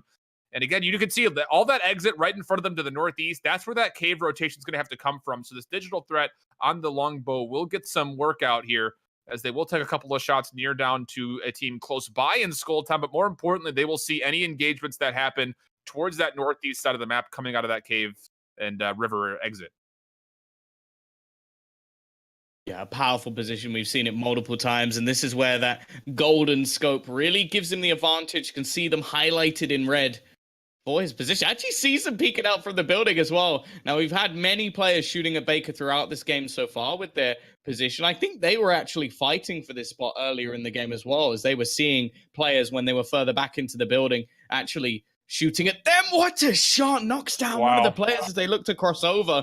That's going to give such an advantage now. If they can close out one of the players, that'd be fantastic. Nice. That's exactly what he does. I said that getting kills at this sort of range in the last game is super unlikely, because most of the time the teams can sort of avoid these positions, but a little bit of a flaw in their opponent's logic, maybe the rotation not quite going well, and you give Baker a chance, he's going to put you down. Yeah, really, really nicely found shots there. And again, you can see just how much this 4x10 is coming into play, just able to scout out everything around him. And like we just previously saw, he's able to punish people who give themselves a little bit too feisty on their angles, as we will be seeing how this circle moves here in the next 5 seconds. One more connection at the top of Skulltown, looking for more. Not going to be able to find this lifeline player. We'll go into the 10 times side of the scope and we'll connect one shot, but takes a lot of damage himself. So he's going to be forced to use a Phoenix kit here. I think a little bit earlier than what he would have liked to. You saw an instance on that healing wheel, what he had available. This is his only Phoenix kit, and I didn't see very many shield batteries or med kits. Looks like he's got a couple of shield cells, but it will come down to being able to make sure he's not utilizing those too early. Yeah, this has become the battle of the bones, as the team on the other side is just looking to try and close them out in the same regard, but we've seen players entering the buildings. The fact is, neither of the teams that were down there needed to move. In fact, alternate attacks themselves were down in the buildings, but decided to rotate into these elevated positions. Shots being taken over the other side. I still feel like it's fairly unlikely they're going to be able to get a kill out of this, but it's been said before, it'll be said again, you can still drain the meds out of your opponents. At the same time, you've got to be careful you don't get drained yourself. We'll just take a look at where these two teams are positioned versus where our next circle will be in 2 minutes. These two teams will cross paths as they rotate into the circle. So yes, if you can drain these guys out of shield cells, you would put yourself in a better spot to fight them eventually when they're going to have to get themselves down from this high ground. It just comes down to how they're going to rotate, because you figure with how big this circle is on this side of the next zone, there's going to be a lot of teams rotated. There are 9 total teams left. You still have these teams down in this crossroads area, kind of still waiting and posturing at one another. So this is a big moment here for Baker and the rest of the team. You can see he's able to give away a couple more shield recharges, but there's not many left. And this is far down, as we mentioned, down to the crossroads area. It looks like they were able to take down at least one more player, and they're wondering how they're going to rotate as well. They are near the outer ports of the circle, but again, you have to be mindful of any other teams coming out from that Skulltown area, because this is going to be a very hot rotation. Still, they've now pushed themselves further forward into another building. They've seen alternate attacks. That's who we've been witnessing throughout this game so far. On the edge of the ring, I wonder if they'll be able to get one of those sort of edgy positions where they're just sort of on the edge of a building, but unable to do too much. Baker's actually going to go for the play. Now, we said they had to make their move, and they're going to start taking damage from inside the building they were in just moments ago. Can they actually retake the spot that they already claimed earlier in the game? It's a little bit of bad luck. They went for those more aggressive positions. It's understandable. They managed to be quite successful, but I think this is the moment where Baker's realized, I've got no meds left. This is my moment to run for the hills and try and get out of there. Not good at all. I was going to say, if you're the Wraith player, you might need to consider setting up a dimensional rift just to get to the backside of this building. They're able to rotate there, but it comes at the cost of the Wraith player, who you see getting taken out just right there. Fardon with an opportunity to possibly clean up the rest of this team, but there are more shots coming from the Skulltown direction. You need to make your mind up right now if you're THC. You need to decide, are you just going to camp up in a building, or are you going to try to punish this team that only has 2 players left? I would personally prefer them doing the latter, as to go back to Ronnie, who's just having a whale of a time sitting here just outside the caves with more pizza eating contests going on stream. I love him to bits. Like, if they get into the top 5 with him spending half the game eating pizza, imagine what he could achieve if he wasn't like that. That's the most incredible thing. Probably getting 30 kills a game or something nutty. Fardon though, look how kitted out his team is at the moment. They're looking to take these fights as much as possible. Will they be able to survive on the edge here? I think they're going to start taking a bit of damage from the ring. It's starting to chunk a little bit more than it was prior, and his teammate's actually gone down. Got to make his way forward to try and help out in the battle. Already manages to knock down. Only 2 damage dealt, but it's enough to put one of the players to the deck. The fact is, though, is he actually going to be given the chance to heal? Because he's taking a lot of damage just off the back of the zone. Eventually will make his way in, but this is where the shots start coming in from behind. These are the players we've seen hidden in the back lines, and alternate attacks have been able to put down at least one as well. They were hiding in the back lines. They found a little bit of medication, and also connecting the shots with the longbow as well, helping out his teammates. Needs to connect this final one, but eventually we'll get there. And that will be the elimination of IG. The question is, have all of THC gone down as well? I think there may be one standing. I was going to say, I think there's only one player left, and Baker knows that. He's going to try to dive in, but he gets tagged up from behind, I believe, by some sort of a sniper rifle, as he's completely chunked out. A teammate will actually get back up, just kidding. But to say, Repsy, though, able to fight back. Again, the Mastiff paying off dividends And it just comes down to, if you're looking at the lifeline player here, you have to contest. Here is Repsy's point of view as he is trying to get this player up. The revive will likely be able to come in. And wow, I was about to say, this all went wrong for THC, but somehow Repsy able to fight back for a small amount of time. You have to stay in the circle. No, the zone! This will put him down, and oh no, that's THC going completely out. That was the exact wrong situation. They had themselves in such a good spot, but did not really play it all that well. As you see, ATN was not quite able to get the full value of that fight as they wanted to, but the 3-white fight that came through put THC in an awful spot, and it is Baker and company to survive the last bit of that battle. Imagine being Baker right now, being down on the ground and surviving 3 shots of a Mastiff. Like, you have got to be counting your lucky stars that mistakes were made there by the guys at THC. And while a good play turning into one that was just enough of a mistake that alternate attacks have got themselves right into 6th place now. One more position and they're in the points. And they've got some freedom here. Able to clean up those 2 teams means that there's likely not too many more teams around. There is this team sitting right outside of Caves. Not sure if that's Ronnie and his pizza-eating friendlies, but they're at least going to get a couple of nice shots through. No, this is actually, looks like it may have been Ronnie as they're exiting the Caves now as the circle is forcing them away.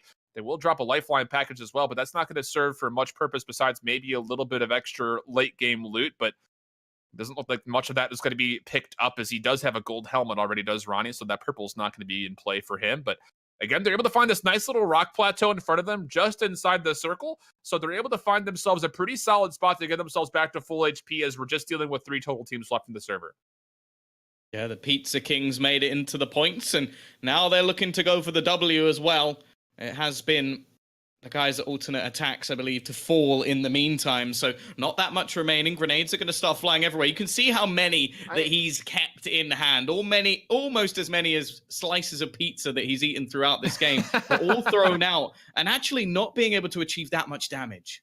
I was about to say, that was kind of a waste for me personally. You're throwing those blind and hoping that one connects. You would have loved to have had those as this circle will be closing into round 7 in just under 30 seconds. You would have loved to have had those because the damage is good, but more importantly, the disruption and the slow that it brings would be more important to help capitalize on a couple of kills, because this will be all out in the middle of an open field. This is one of the last bits of cover in the circle to begin with as it is, but as they rotate through, you're going to really hope that you have those arc stars for the rotation play, as you are seeing a couple of shots being rang out by his teammate. One player is going down. That was from 13 UP. Ricky falling, as it will be Crypt finding that knockdown. So there is a little bit of an abbreviated squad in play, and here comes the move as there's only 5 seconds left. One team right on top of them, and it will be Crypt finding another down, but this is actually not a great spot at all for Ronnie as he's put himself on top of this plateau. Fortunately, his teammates are here for support, and there will be an assist found for it. It is down to a 1 squad versus 1 squad situation, and the Pizza Eaters will live to rue the day. Quite a game coming through for Ronnie and the rest of the squad. Imagine spending half your game just having your tea, and then at the end of it, you get the W as well. Fantastic work from them. I will say, you have to give them credit for getting into the positions that they were in and able to do that. And then in the final fights at the end, they make it work. So it will be the 4 points going to their squad. And we see alternate attacks getting onto the board as well, like a team that's quite far down in the leaderboard at the moment for the Pro League. So I think those points will definitely be warranted and will get them a little bit further up, maybe be able to sort of say to their current organization, okay, we've got something, we're rolling with it, we're getting back into the rhythm of things. But yeah, you never know. Maybe they'll get some more going into the next game, which will be coming up after a short break.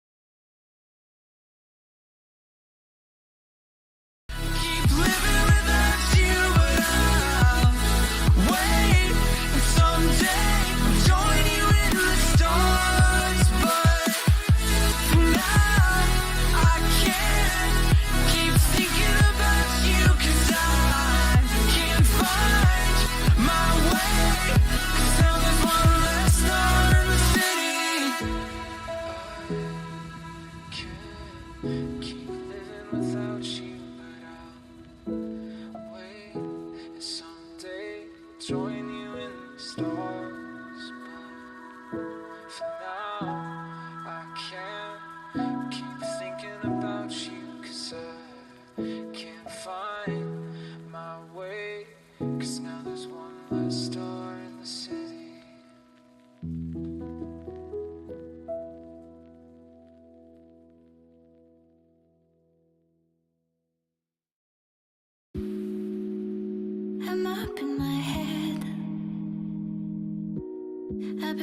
Been here for too long. I'm stuck in my bed. I'm not tired, I'm trying to find out what's wrong. Time has passed on without a call. It feels too weird to ring up. I had cashed out, but feeling love too soon to care to keep up. I'm so far up in hush, ignored for a reason. So hard to please, I stay in line. I'm trying, I'm in no rush. So hard to please, I stay in line. I've been out falling in touch.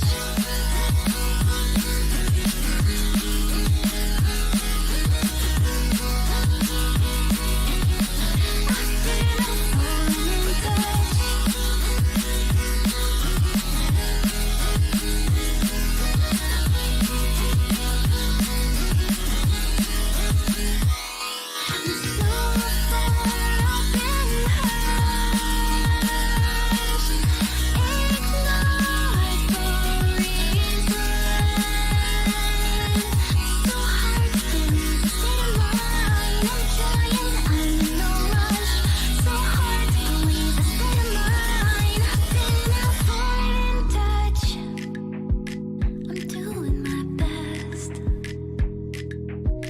to connect to those that I've lost. My guilt is intense,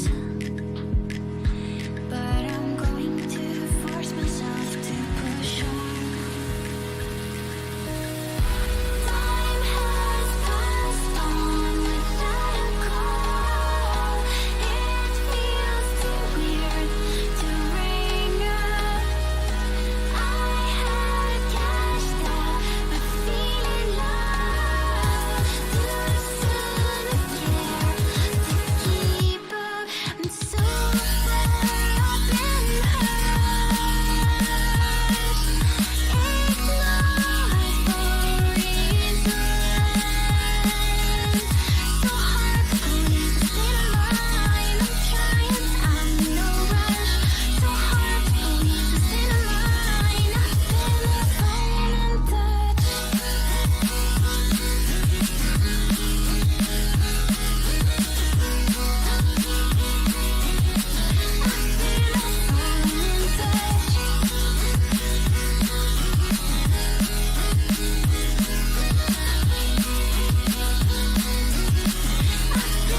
Falling in touch.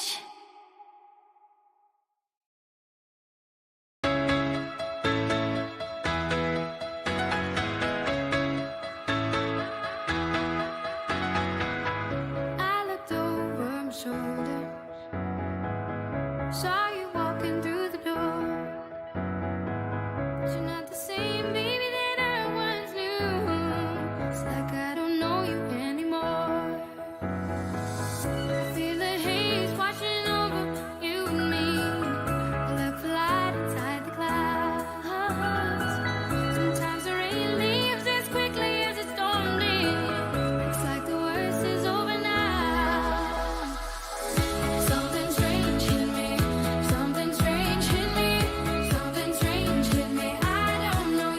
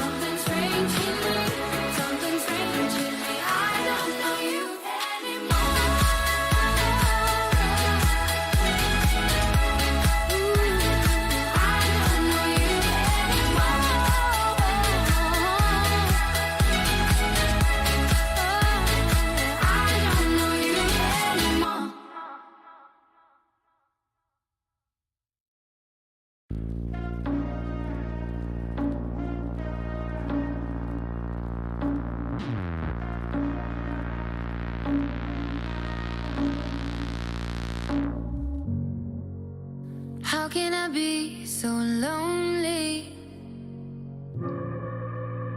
Even when we're alone. Caught me when I was falling. No one can fix my heart. I dare you just to try. Sitting on the side of your bed like wide awake, I'm asking how love gets faded like a broken promise. One side gotta ask for more. Pick myself up, pick my clothes up. Won't think twice, lock the door. Walk a mile by myself for a while, no remorse. When I tell 'em, you're not the one that I look for. When I close my eyes, I'm playing hide and seek loud with no one else to find. You're not the one that I look for. When I close my eyes, I'm playing hide and seek loud with no one else to find.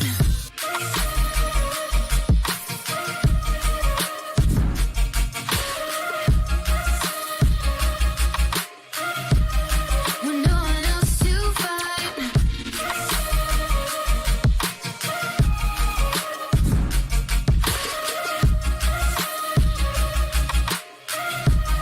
With no one else to. Where can I find the truth? When you're lost in a body of light. Caught me when I was falling. No one can fix my heart. I dare you just to try. You're not the one that I look for. When I close my eyes, I'm playing hide and seek loud with no one else to find. You're not the one that I look for. When I close my eyes, I'm playing hide and seek loud with no one else to find. With no one else to find. With no one else to find.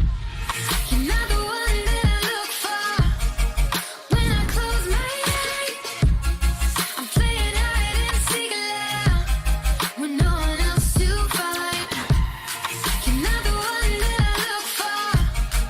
When I close my eyes, I'm playing hide and seek loud with no one else to find.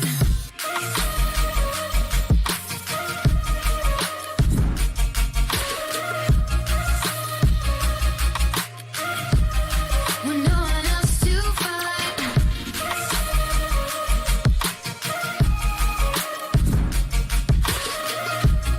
I'm playing hide and seek loud with no one else to find.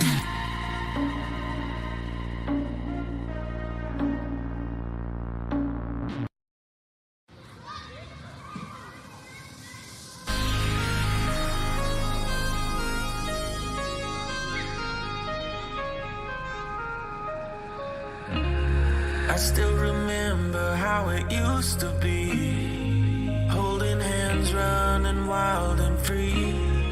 Crossed our hearts, said we'd never let go. I still think about our younger days. How we dreamed about a better life. Holding you so close to me.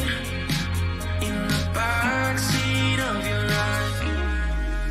We fell apart. Thought we lost everything, just lost in our memory. And I sure hope you do remember me like I remember you.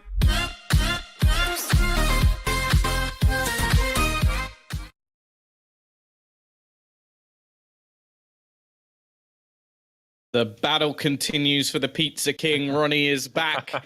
Pizza's probably done by this point. He actually caused me to go and get one myself after his display in the last game, because clearly that was the reason that they were able to win, and not the fact that they are clearly a skilled team who No. managed to get the positioning right. It was all the pizza. I don't know.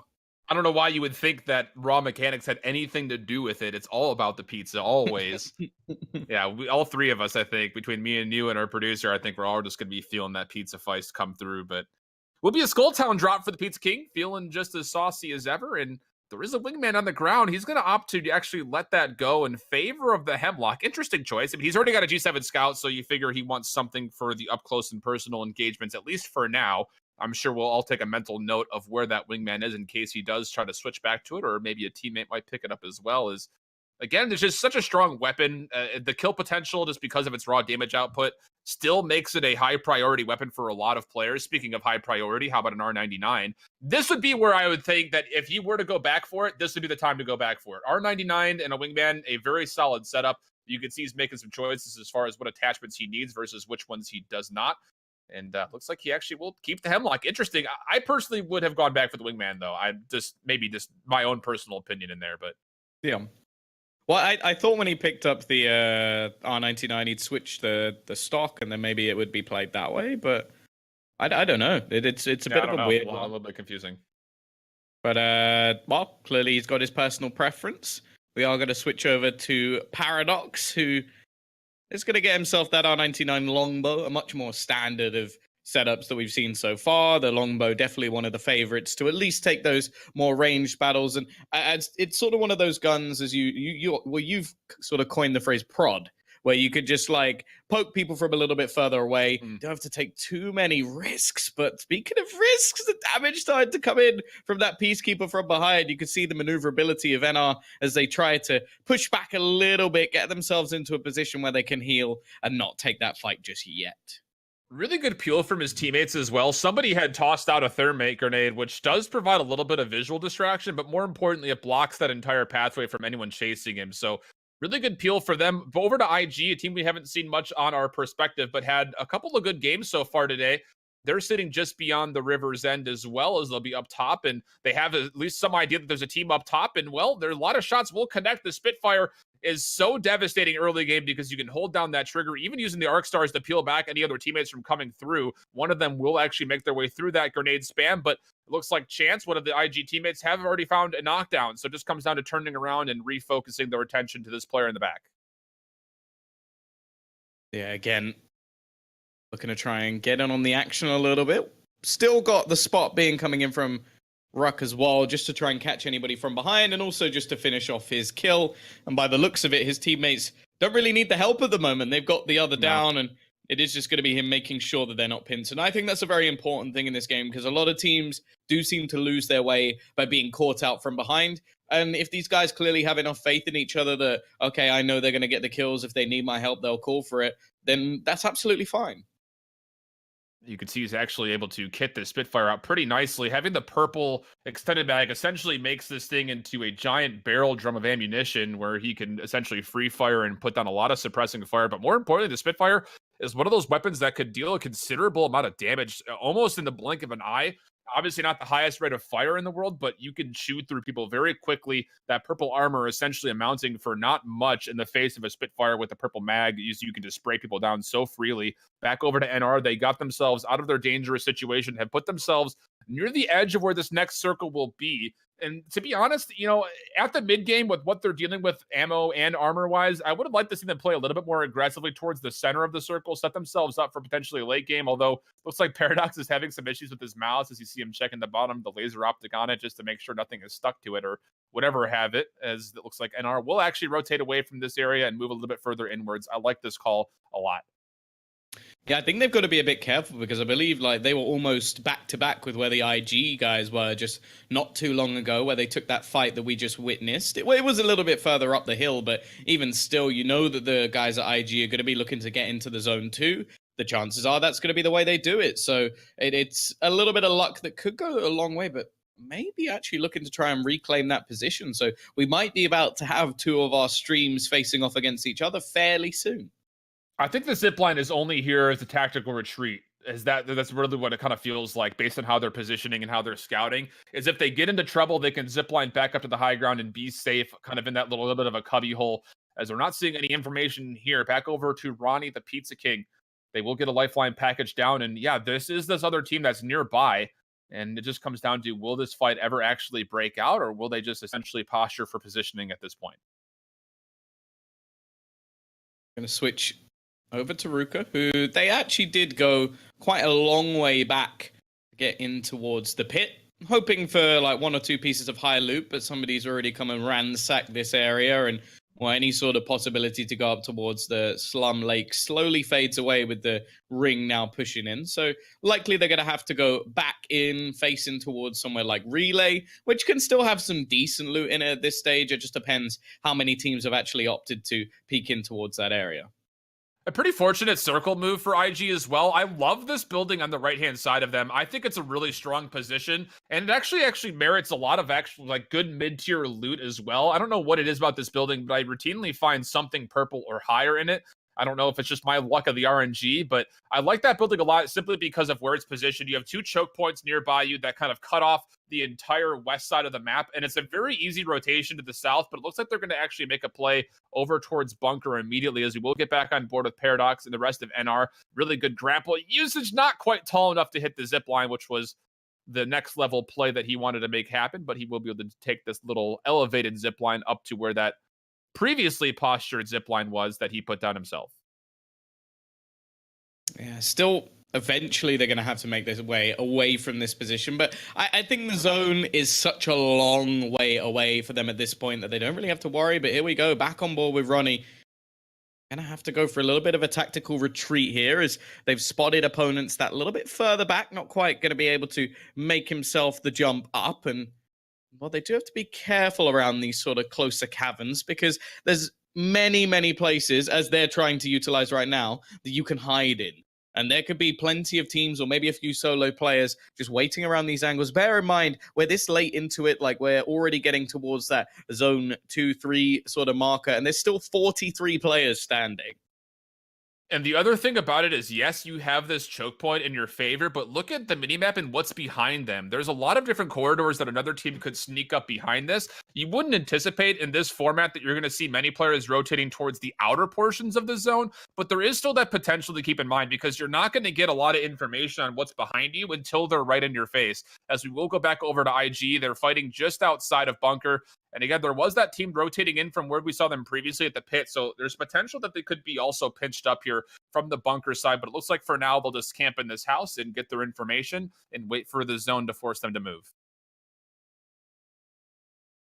Yeah, this is where the sort of patience game will come in for IG, because they have one of the more solid positions around the map at the moment, and this is what we're seeing an awful lot of teams opt to do. You don't need to take fights. You don't need to go looking for opposition to steal loot away, especially when you're already fairly well set. I will say that Eva's not like an ideal weapon, but it's still usable. It's definitely a viable weapon, at least when it comes to the sort of smash and grab. The spam ability of that gun is quite high, and it's much more forgiving, I think is the best way to put it, because you miss a shot or two with the Peacekeeper and you can be kind of out of it.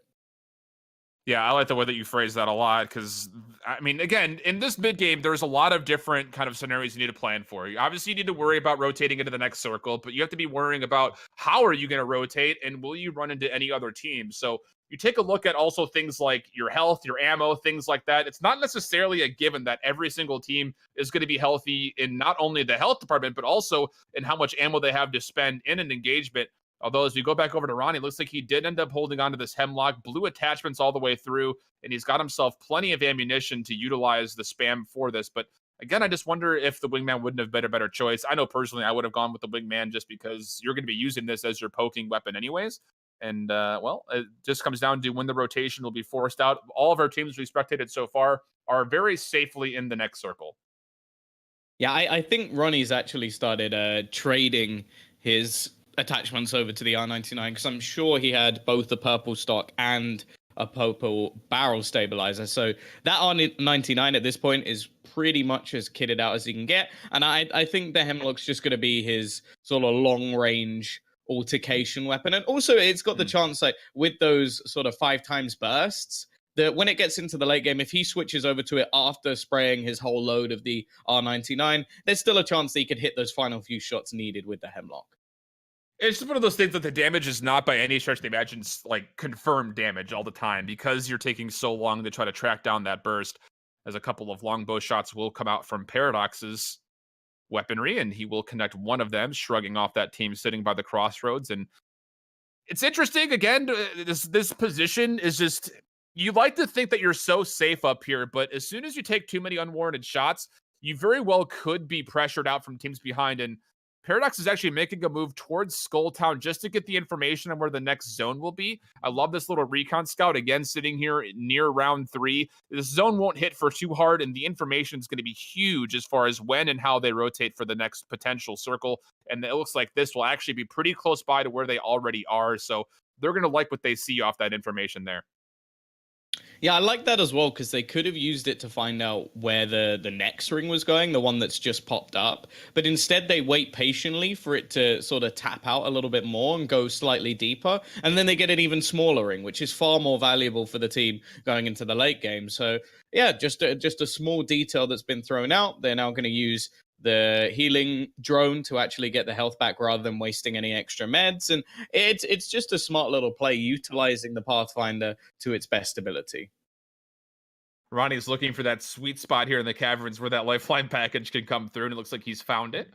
So they should be able to get this for free. But again, this is information for all the other teams around that they can call out, hey, lifeline package being dropped here. So they're going to know there's a team in this caverns, and they will have to move eventually. And it's not exactly the furthest distance for them to cover, but they are going to have to go through a very dicey area as they get out of these caverns and head into the riverside, where they will be a little bit more out in the open. And that care package looked like it dropped a little bit of value for his team. Maybe not as much as they were hoping for. I'm sure Ronnie would have loved to have gotten a purple armor out of that, but at least a Phoenix kit for the squad. And looks like they are going to have to start making this rotation slowly but surely, as this zone will be closing the next minute 20. Once again, Paradox on his perch, just going to be watching down a similar sort of ring that we saw in the previous game. Definitely a bit further over than earlier, but at least we are just going to be able to see them spawning out. And Ruka now finally taking a bit of damage, so clearly under a bit of contention. In fact, his teammate's gone down, and they're being pushed in this building. I didn't think this challenge would come in for quite a while, but clearly one of the teams wants their building. He's going to try and use the Eva, and there is that spam shots that he's able to hit. But on the roof, he's actually being shot through the cracks. These buildings definitely aren't built to be hunkered down in, and he's going to get closed out by the lifeline. The continuing push leaves it all in onto Chance, and he has to try and clutch this out for the team. We are going to see the rotation out from his teammates, not only to cover, but they can spot anybody running around in the building. But Chance is taking so much damage, and it's just not going to happen for IG. Not enough ammo in the clip for the Peacekeeper. He's able to take down one, but there was too much pressure from above and also from the side. I believe that last teammate pushed in from the lower levels. But yeah, you mentioned it. Those buildings were not built to withstand the pressure of a gunfight, with a lot of holes and crevices to kind of peek your weaponry through. And Paradox and the rest of the gang having the information on this next zone. There's a team down in this crossroads area. So this longbow is going to have to kind of ring out a tune here, as they're actually taking a couple of shots down over towards the caves as well. Those are more ambitious shots than the ones that he's currently taking, which again is really not going to find much value besides draining a little bit of value in the medical supplies.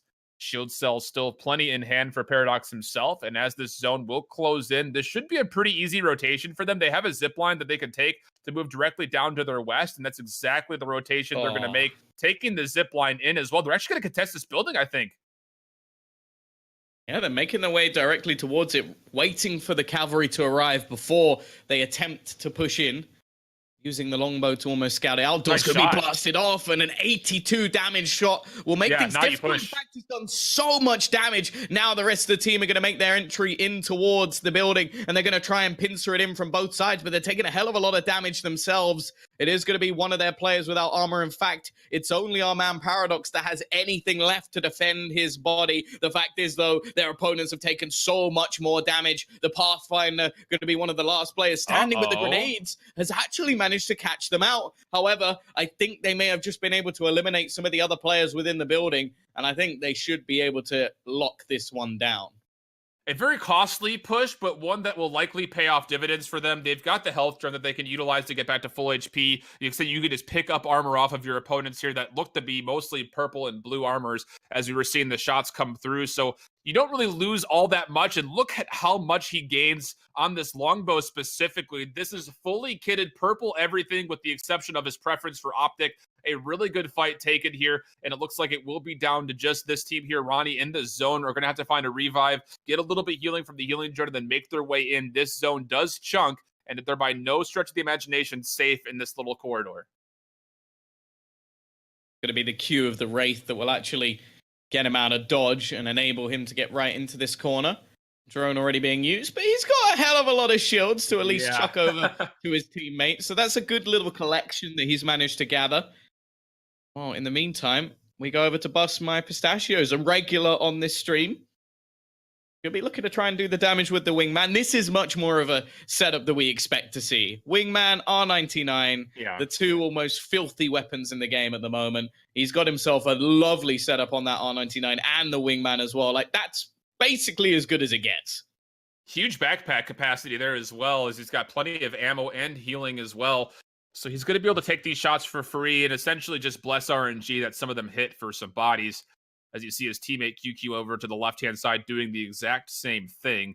Not much really connecting, but the pressure is well appreciated, I'm sure, for the squad, as they are going to have to rotate on a bunker. Just comes down to where and how they choose to make this rotation. It looks like they're going to actually maybe opt to go through the bunker and rotate towards the riverside, simply due to the fact that there is this team in front of them. It looks like they've changed their minds. This is a really tough push for them, and I would like to see the interdimensional rift be used here just to help get them around this corner, because this team on the plateau is in the zone and they've got a great angle to pick apart at this squad. And to be honest, they're not in the zone yet. So some parkour is going to have to happen.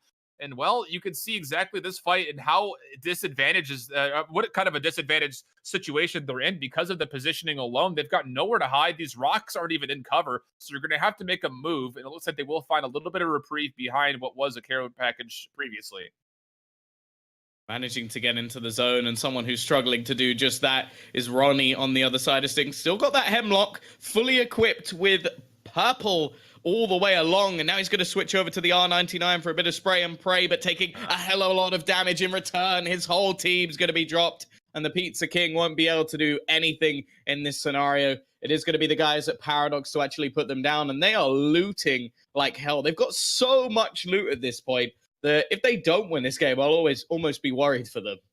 Yeah, this is a great spot to be in if you're looking at NR, just because I was worried about that rotation from the Pizza King simply because of NR being so close by, and neither of the teams that were kind of sitting up their position were going to be in the next zone. So this fight was pretty inevitable, and NR, just having so much loot from their previous fight, are now in a great spot. They are late game loot for sure.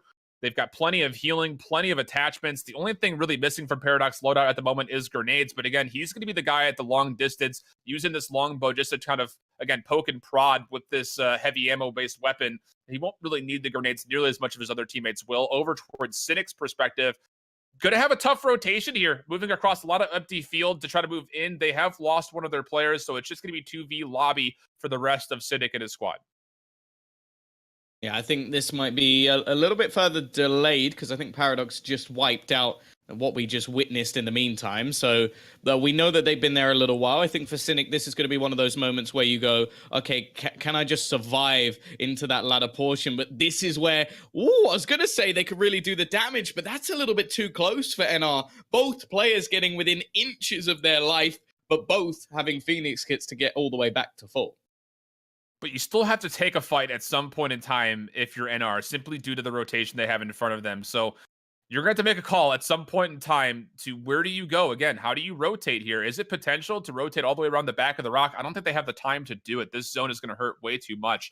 So they're going to have to hit from the front. And again, it might be time to pull out that Dimensional Rift if you're looking at Blast, the Wraith player here. He's going to actually drop in and switch out the sights for, looks like, the digital threat for a 4x8, and there is an engagement happening just over to their right. Gunshots ringing out all over the place as there's zero cover for any of these last 7 teams. It just comes down to you have to hit your shots here, kids. And well, already you can see they're trying to get that little bit closer into the ring. They're using the bins to their advantage just to try and defend off and get a little bit of healing done. Now they try and spam with the sniper. Players being dropped left, right, and center, and they've got themselves into the points already as we're down to our last 4 squads as they close in onto the ring. Still, NR able to just get these heals off. They've had so much in terms of healing ability all the way through these battles that it's helped them significantly. And now Bust My Pistachio, spotting them over the hill, is going to try and just spam these shots with the wingman and remove them from action. But NR's is in such a good spot thanks to where this next circle is going to be underneath 60 seconds until the zone starts to move. So for Bust by Pistachios and the rest of the squad, they're going to have to go again across all this open terrain. There's only 2 other teams left, and they've got an idea of at least where one team is. I think the other one is down in that ditch still, kind of holding on to their lives for as long as possible, using the Into the Void just to negate any damage coming out for potentially that Arcstar. And take a look at this. NR is actually getting chewed apart from what was perspectively their left-hand side, this team in this little ditch. So now all of a sudden, Bust by Pistachio and the rest of the gang only have to clean up the last squad, and they'll do it successfully. A very interesting last fight scenario as NR had the angle on this team in the ditch, but apparently weren't able to close on the shots. So they'll be Bust by Pistachios and the rest of the gang coming out with the champion status in our 5th game. Yeah, I think the grenade usage there was actually quite important because they almost managed to help the team killing NR to kill them and then just ran in at the end to sort of finish things off. And it's sort of one of those spots where, because NR were actually more surrounded by different teams, they actually ended up being punished because of it, even though their positioning seemed to be so good. So, well, we've had our 5th winner. It is going to be Bust My Pistachios and his team. One more team can gain those maximum points tonight. We'll be seeing if it can make a difference to those leaderboards after a break.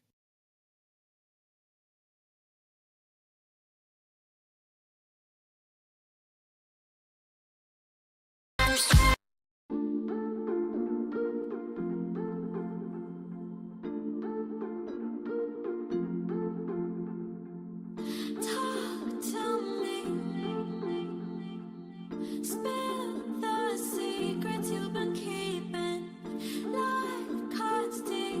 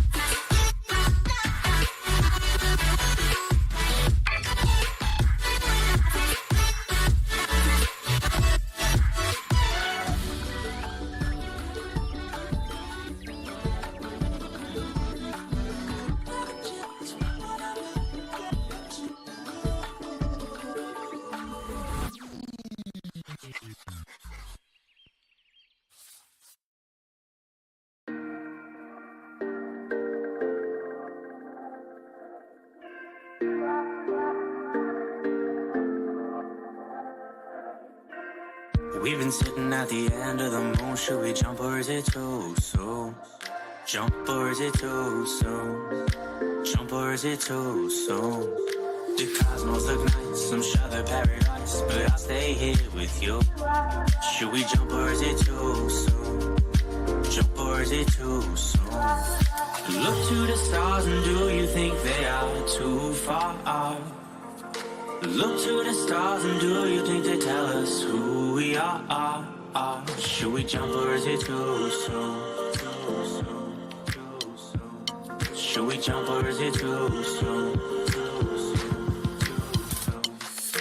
I've been thinking of my time here, and all the times I lied to myself, under the sun, yeah, under the sun. Thinking of my time here, and all the times I lied to myself, where did the fun go?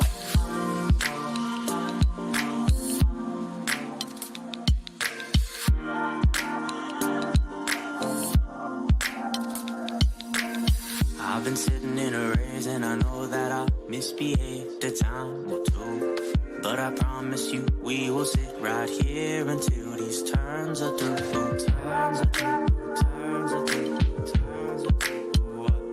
Should we jump, should we jump, should we jump, or is it too soon? Look to the stars and do you think they are too far? Look to the stars and do you think they tell us who we are? Should we jump or is it too soon? Should we jump or is it too soon? I've been thinking of my time here, and all the times I lied to myself, under the sun, yeah, under the sun. Thinking of my time here, and all the times I lied to myself, where did the fun go?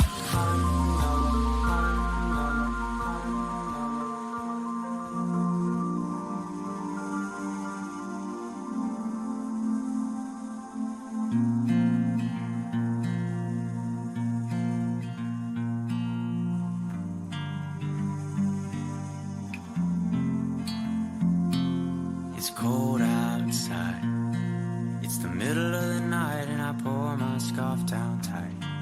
I can feel the snow bite. We watch the starlight, they shine bright as we hold on to this tight. No one leaves cause we might not fight. Another night like this, another night like this. We might live, we might love, we might know, mostly we grow. Another night like this, another night like this. We might live, we might love, we don't know, but mostly we grow. Mostly we grow. We might live, we might love, we don't know, but mostly we grow. Mostly we grow.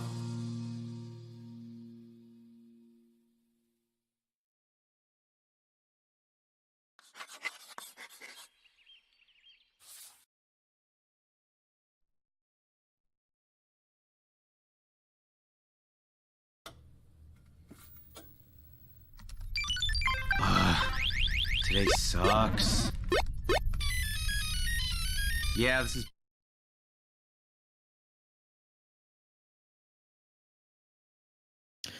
Our final game is underway, and there's still some decisive moments to be had for those top three teams to see whether or not we can get ourselves, or some of the teams can, into the money. We're going to be jumping straight on board with Carlos and co. And he's already got himself a cheeky little longbow, which seems to be, again, one of the primary weapons. The alternator, yeah, let's not talk about that one. Well, the longbow, since its more recent buffs, has really been kind of thrusting it into the limelight because, I mean, to be honest, especially with this format, it becomes a lot more viable. I mean, with other tournaments that have to be like kill thirst-based tournaments, you don't see the longbow in play simply because of the fact that you're not going to be able to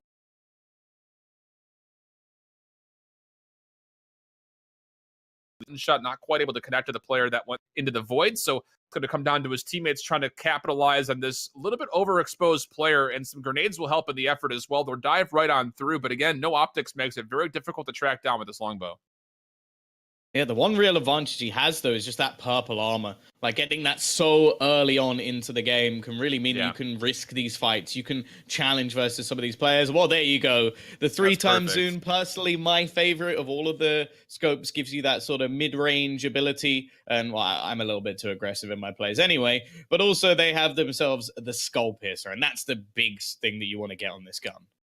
Yeah, it's kind of the surprise factor. I mean, you get poked from a longbow for 55 and you say, oh, shoot, that hurts. You get poked from a longbow for 90 plus, and all of a sudden you're in a much more dire strait. So, yeah, definitely comes into play a lot better with the synergy of the weapon. I mean, it's a must-have, I would say, more than anything else, especially for the longbow.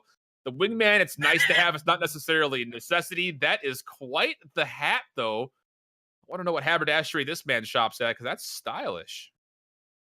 That is beautiful. That's one of the greatest images I think I've ever seen. Like, who needs hand cams when you've got hat cam? It's just absolutely beautiful. Hey, tip of the hat. It balances well on top, and we're back on board with Carlos. He doesn't have a fancy hat, but he is wrecking opponents at the moment. Him and his team looking to just wipe down the remainder of the enemies around these angles and retrieve anything that they found for them.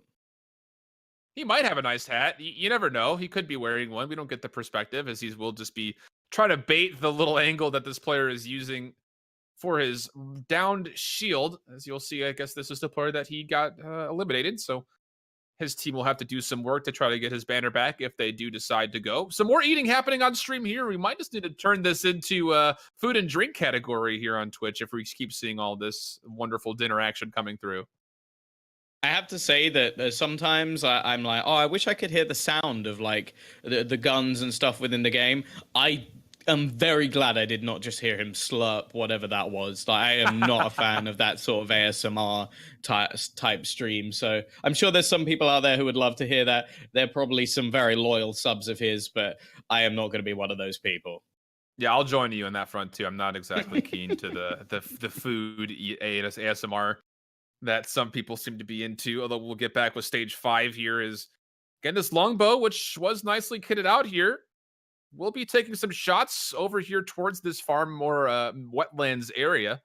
Looks like there will be a little bit of a push. Feeling a little feisty as stage 5, as they will try to contest this high ground, and a couple shots will open this up for a little bit more viability as far as pushing forward, but it looks like for now it's just going to be building camping for both of these teams. Yeah, this is sort of the calm before the storm, really, just looting up effectively. They're in one of those positions where they've got a decent amount of ammo, weaponry, and also some healing stuff to go with it that they don't really need to overface in a lot of these situations, but they're sort of being forced to. A lot of teams around this area, it seems, in the early game, and some damage being taken, portal being used by the Wraith to actually escape this scenario, so not really much of a chance for them to sort of pick off these remaining players, but it seems like they're almost just bouncing back and forward between these portals. So the opposing team has to be a little bit careful. Yeah. This creeping barrage is really well placed. It's going to force either damage to be taken or this team to be rotating out from where the zone is. So this is absolutely a situation where you can get aggressive, although it looks like stage 5 have lost track of where this team has gone.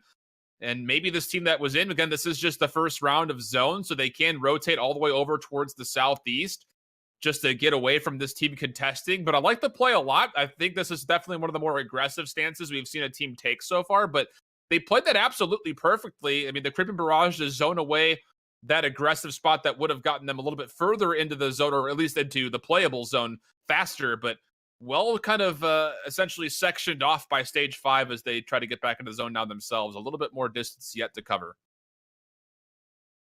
Yeah, as we've already sort of mentioned, it's just going to be a little bit of damage reduction and a few bits of healing being used. But we watch Taylor, Flavor of the Month, the team currently in second place on the leaderboard, but there's plenty of teams left on their tail. So a win here really wouldn't be going amiss. I think the lead, if the leaderboard is correct, may be out of their reach, but there's still a tasty second place. And as they're a team that won the last season and recently left their organization, it is going to be important for them to really make a good standing on the leaderboard to say, hey, look, anybody who's picking up a team, it's going to be us. But at the same time, looking to push forward into the slum lakes now. And there's so many sort of horrible angles to look at when you're taking this place. There are more buildings here, maybe than anywhere else on the map. I think Skulltown gives it a bit of a run for its money, but there are an awful lot of doors.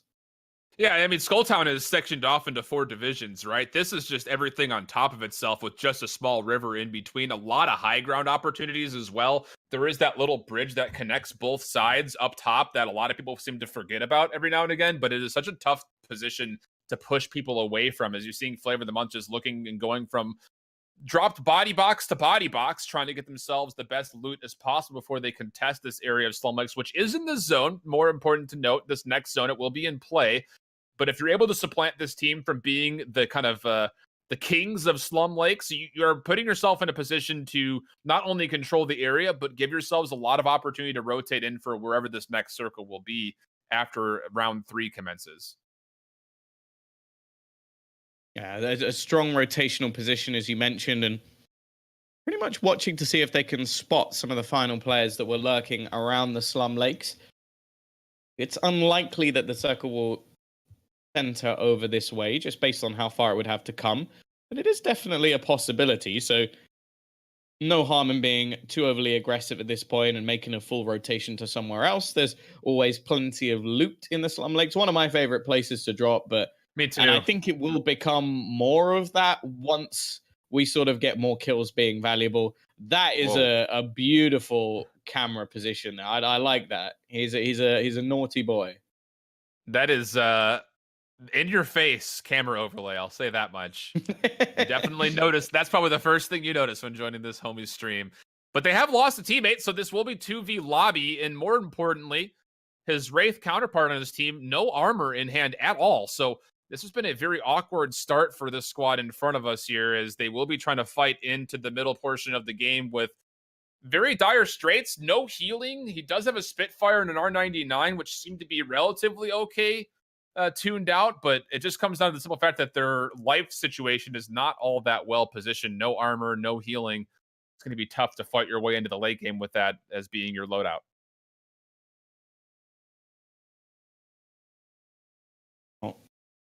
Towards the zone, they start to make their way. A minute left for them to sort of make that move, so not too much of a risk here for the guys on stage 5. And even if they are sort of caught, we're talking about a very minuscule zone damage at this stage of the game.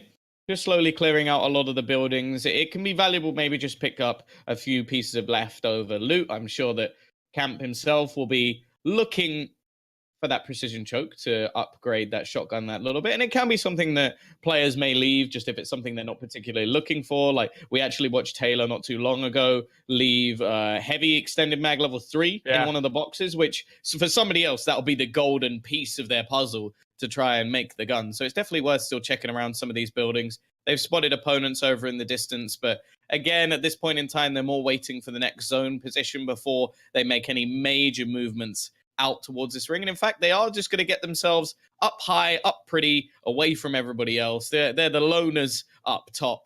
And actually, they've got a nice little ring of zip lines to get them further across. Yeah, and even though they're not in the dead center of the zone, at least they're working their way towards the middle portion, at least vertically on the zone as you look at the map from north to south. So they can just rotate in horizontally and get themselves pretty close to dead center. It's actually not a bad rotation at all, as they'll be able to look down in the settlement as well as we switch back over to Taishin and his very subtle webcam overlay. As they actually were being pursued, whether they know it or not, by one of our other teams that we jumped on board with. The boxes that the Wraith player Care Bear here was able to find himself the armor was actually one of the boxes that one of our other teams was looting just behind them, as it looks like they're going to have to make, this is a very awkward rotation. They can afford to do this early game, but again, only if they have enough healing, which we know that they do not have a lot of. So they're going to have to rotate all the way through the sands portion, all the way around towards the other side of bunker, just to avoid the inner portion of the bunker. This is going to be a pretty costly rotation to their already low amount of meds that they have in their loot currently. Yeah, this is a horrible position currently. Like this is not a place that you ever want to see any team having to go through, because even with all the healing that they have going on at the moment to sort of keep themselves alive, the fact is they don't have any shields, so they can't even get back to even close to reasonable HP. And there could be players just around the corners here. This zone's starting to get into the ladder stages, getting smaller by the second. And when you have players like this just sat up high, watching, waiting for anybody to rotate in, you could be in some real trouble. Yeah, and these zip lines are actually super useful for flavor of the month because they can just go back and forth for essentially free. It's going to be hard to contest them from the east. It'll be even harder to contest them from the south or the north. So they can essentially just keep moving back and forth between these zip lines. You're seeing that exactly being the case for Taylor as he puts himself right back up on that high ground, trying to get some more shots over towards runoff, which again, he has a very good angle and you can afford to take these shots with the scout. He is getting poked back, but will again just move to a different zip line. There's 3 different zip lines set up, so he can be very slippery with how he moves from high ground to high ground here. Yeah, this is an almost filthy setup that we currently have, but a nice shot onto Taylor. Brings him a little bit close. In fact, he's going to be tagged within inches of his life. There is a reason that the Wraith is the one taking a lot of the battles here, and it's because he has the best chance of escaping, using his Q to just get away from any of those nasty shots and hide back into the corner. However, this will be his last shield cell being used here. I wonder if he has any shield batteries kept behind. Still got I don't think some he medkits did. at least, but yeah, I think this could be a bit of a problem for them if they're already running out of meds. Well, the Lifelines seem to have a handful of shield cell stock, so he'll take some of those and then immediately come back in to potentially contest. Again, this team that's sitting just over to the west side of runoff by the looks of it from where those sniper shots were rigging out from. But again, you have to be very careful of how you do this. Going back over to camp and stage 5, they will be rotating right around the pit side. So this will be, again, them approaching from the south. And you have to be very careful of how you maneuver here because, again, there aren't very many spots that you can contest from the north side of the map simply due to how pit is kind of formed, with it being just 3 very choke point centric exits from that middle pit area. But you have to be very careful because there could be a team just sliding in unbeknownst to you. But even getting into the circle for where they're about to approach will put them in a very awkward spot to rotate after this circle. And that's the biggest thing they need to kind of equate while they're sitting here is how are you going to move from here? Because there's nothing but open ground and you have to essentially push those walls and upper buildings and runoff, which will give you a very unfavorable spot. I think if you're going to make this rotation, you do it sooner rather than later. Yeah, I like the use of the waypoints, though, just to give them that very edge of the ring. Just give them the information of, okay, do we need to go any further than this for now? Or can we just wait for the next ring and then make a little bit of a play later on when maybe less teams are there or other battles are going on? Like, you can wait for distractions to be caused by other teams because, as we mentioned before, there's still plenty of teams left at this point. It's not like everybody's been wiped out and there's only a couple of teams just watching all the angles. You could see players like Taylor at the moment. He's having to snap between about 15 different places because there's so many people still alive. Yeah, and that's a pro and a con in certain instances. The pros are there are more distractions at the table, but the cons are there's more likely a situation that you can get pinched from a team rotating behind you while you're also trying to rotate into safer ground for the future circle. We'll see exactly where that circle is, and now you go back to mentally picturing where camp and stage 5 are. They're on the opposite side of all of this. They have to rotate not only all the way through runoff, but then further past it. So again, you need to be making a move very quickly for stage 5. Meanwhile, though, for flavor of the month, they're very happy with how this circle is played out.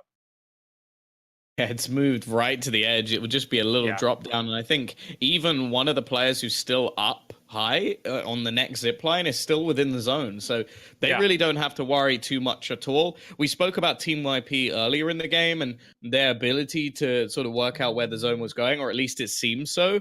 I'm starting to wonder if this has been the same case here because they were so confident in their positions, all the zip lines being set up, all the sort of corners that they know are there to sort of hide in. It almost seems like this has been planned for flavor of the month.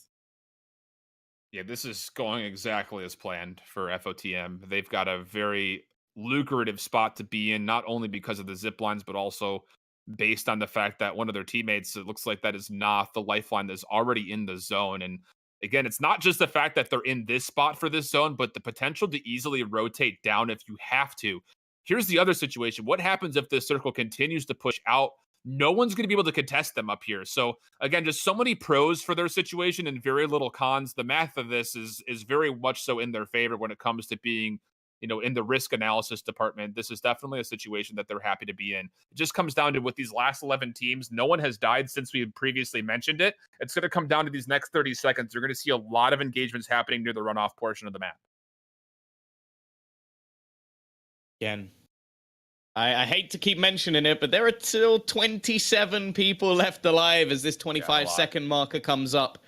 There's going to be plenty of players looking to force their way towards not only the ring, but also towards Flavor of the Month. So it'll be interesting to see how much they're actually able to do. The only real worrying factor for me, Taylor is using 2 light ammo guns. He currently has 91 bullets total.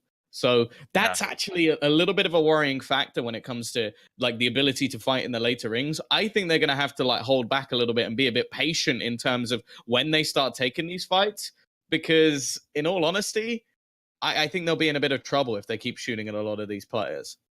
Well, here's stage 5. They were able to rotate, but they still have a little bit further to go. I'm glad that they took the chance to rotate a little bit earlier rather than later with this zone. You do not want to be running in with the edge on your back as they're making this rotation because of how many players are left alive. You're already seeing 11 squads down to just 9, as it looks like it will be Althir getting taken down, and he at this point in time is essentially just done.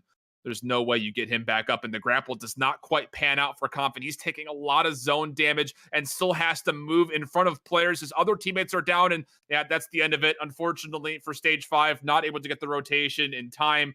Would have been nicer if they could have gotten there a little bit sooner and tried to hit that as a full squad, but they get picked apart piece by piece, and that'll end their run.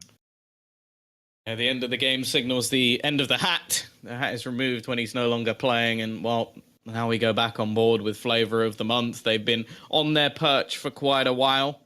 The same we can say for them right near the top of the leaderboard, still currently in second place. They want to kind of retain that. They get themselves the victory here.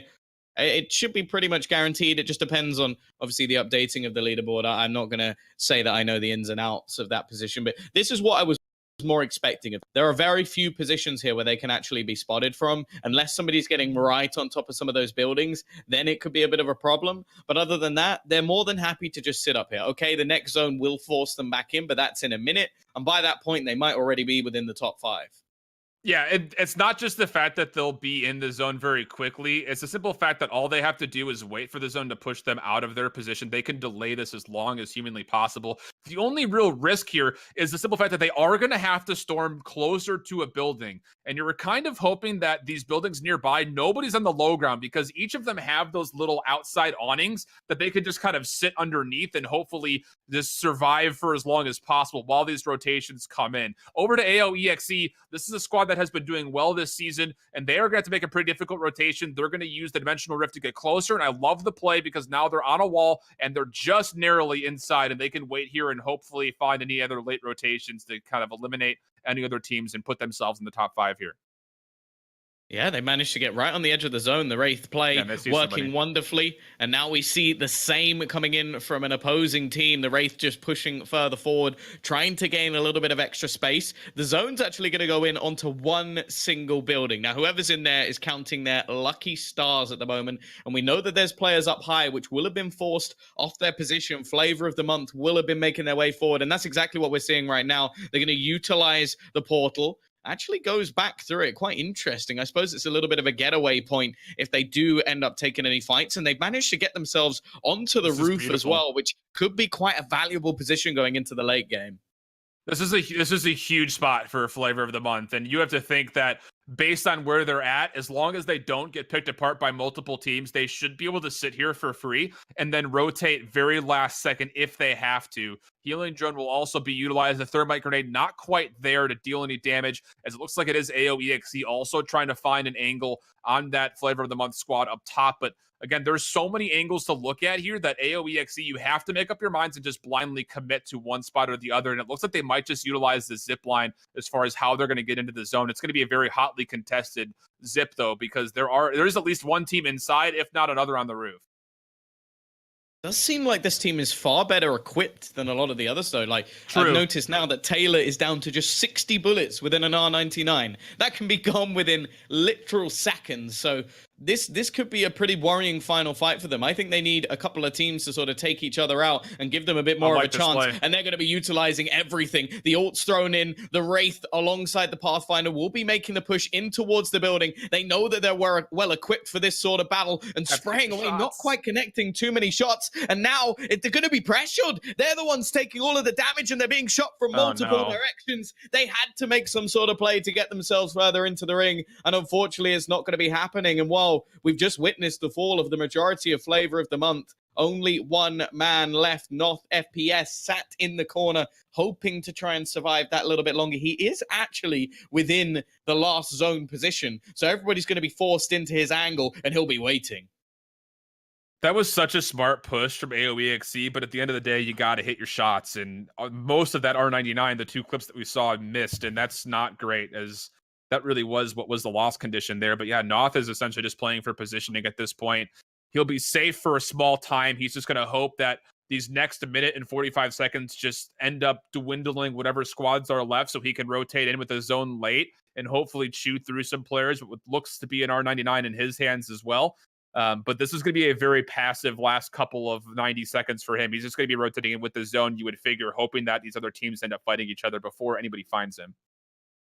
Yeah, his survival effort has at least managed to get themselves into the points. So it is going to be 5 squads remaining. You can see Art just going to be looking to try and get himself a little bit healed up. It is going to be the spot through. There goes your man from Flavor of the Month. He will be falling out of this one. And we just see the players hiding into the corner, down to just 4 squads remaining now. They've got his loot box at least to gain a little bit further. And actually, there's still players up on the roof. A Mastiff as well. Such a vital weapon.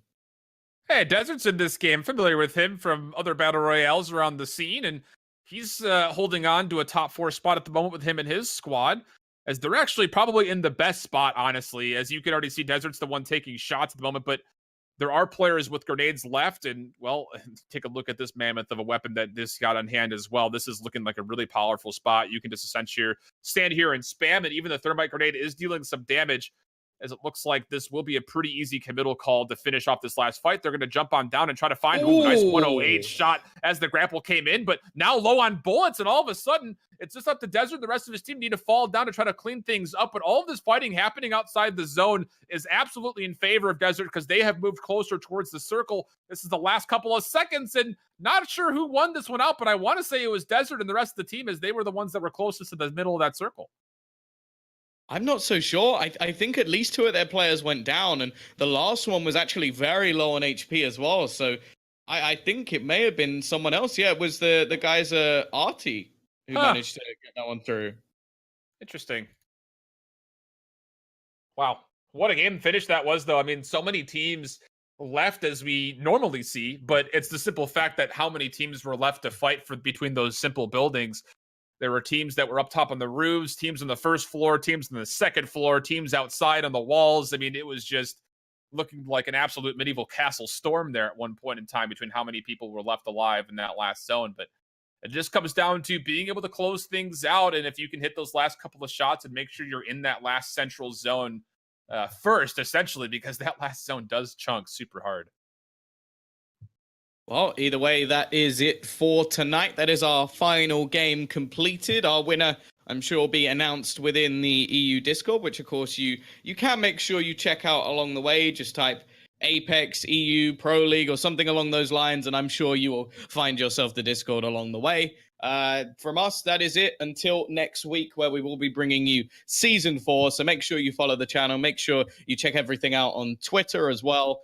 And yeah, either way, that is it for the end of the day. The hat may be back on, but unfortunately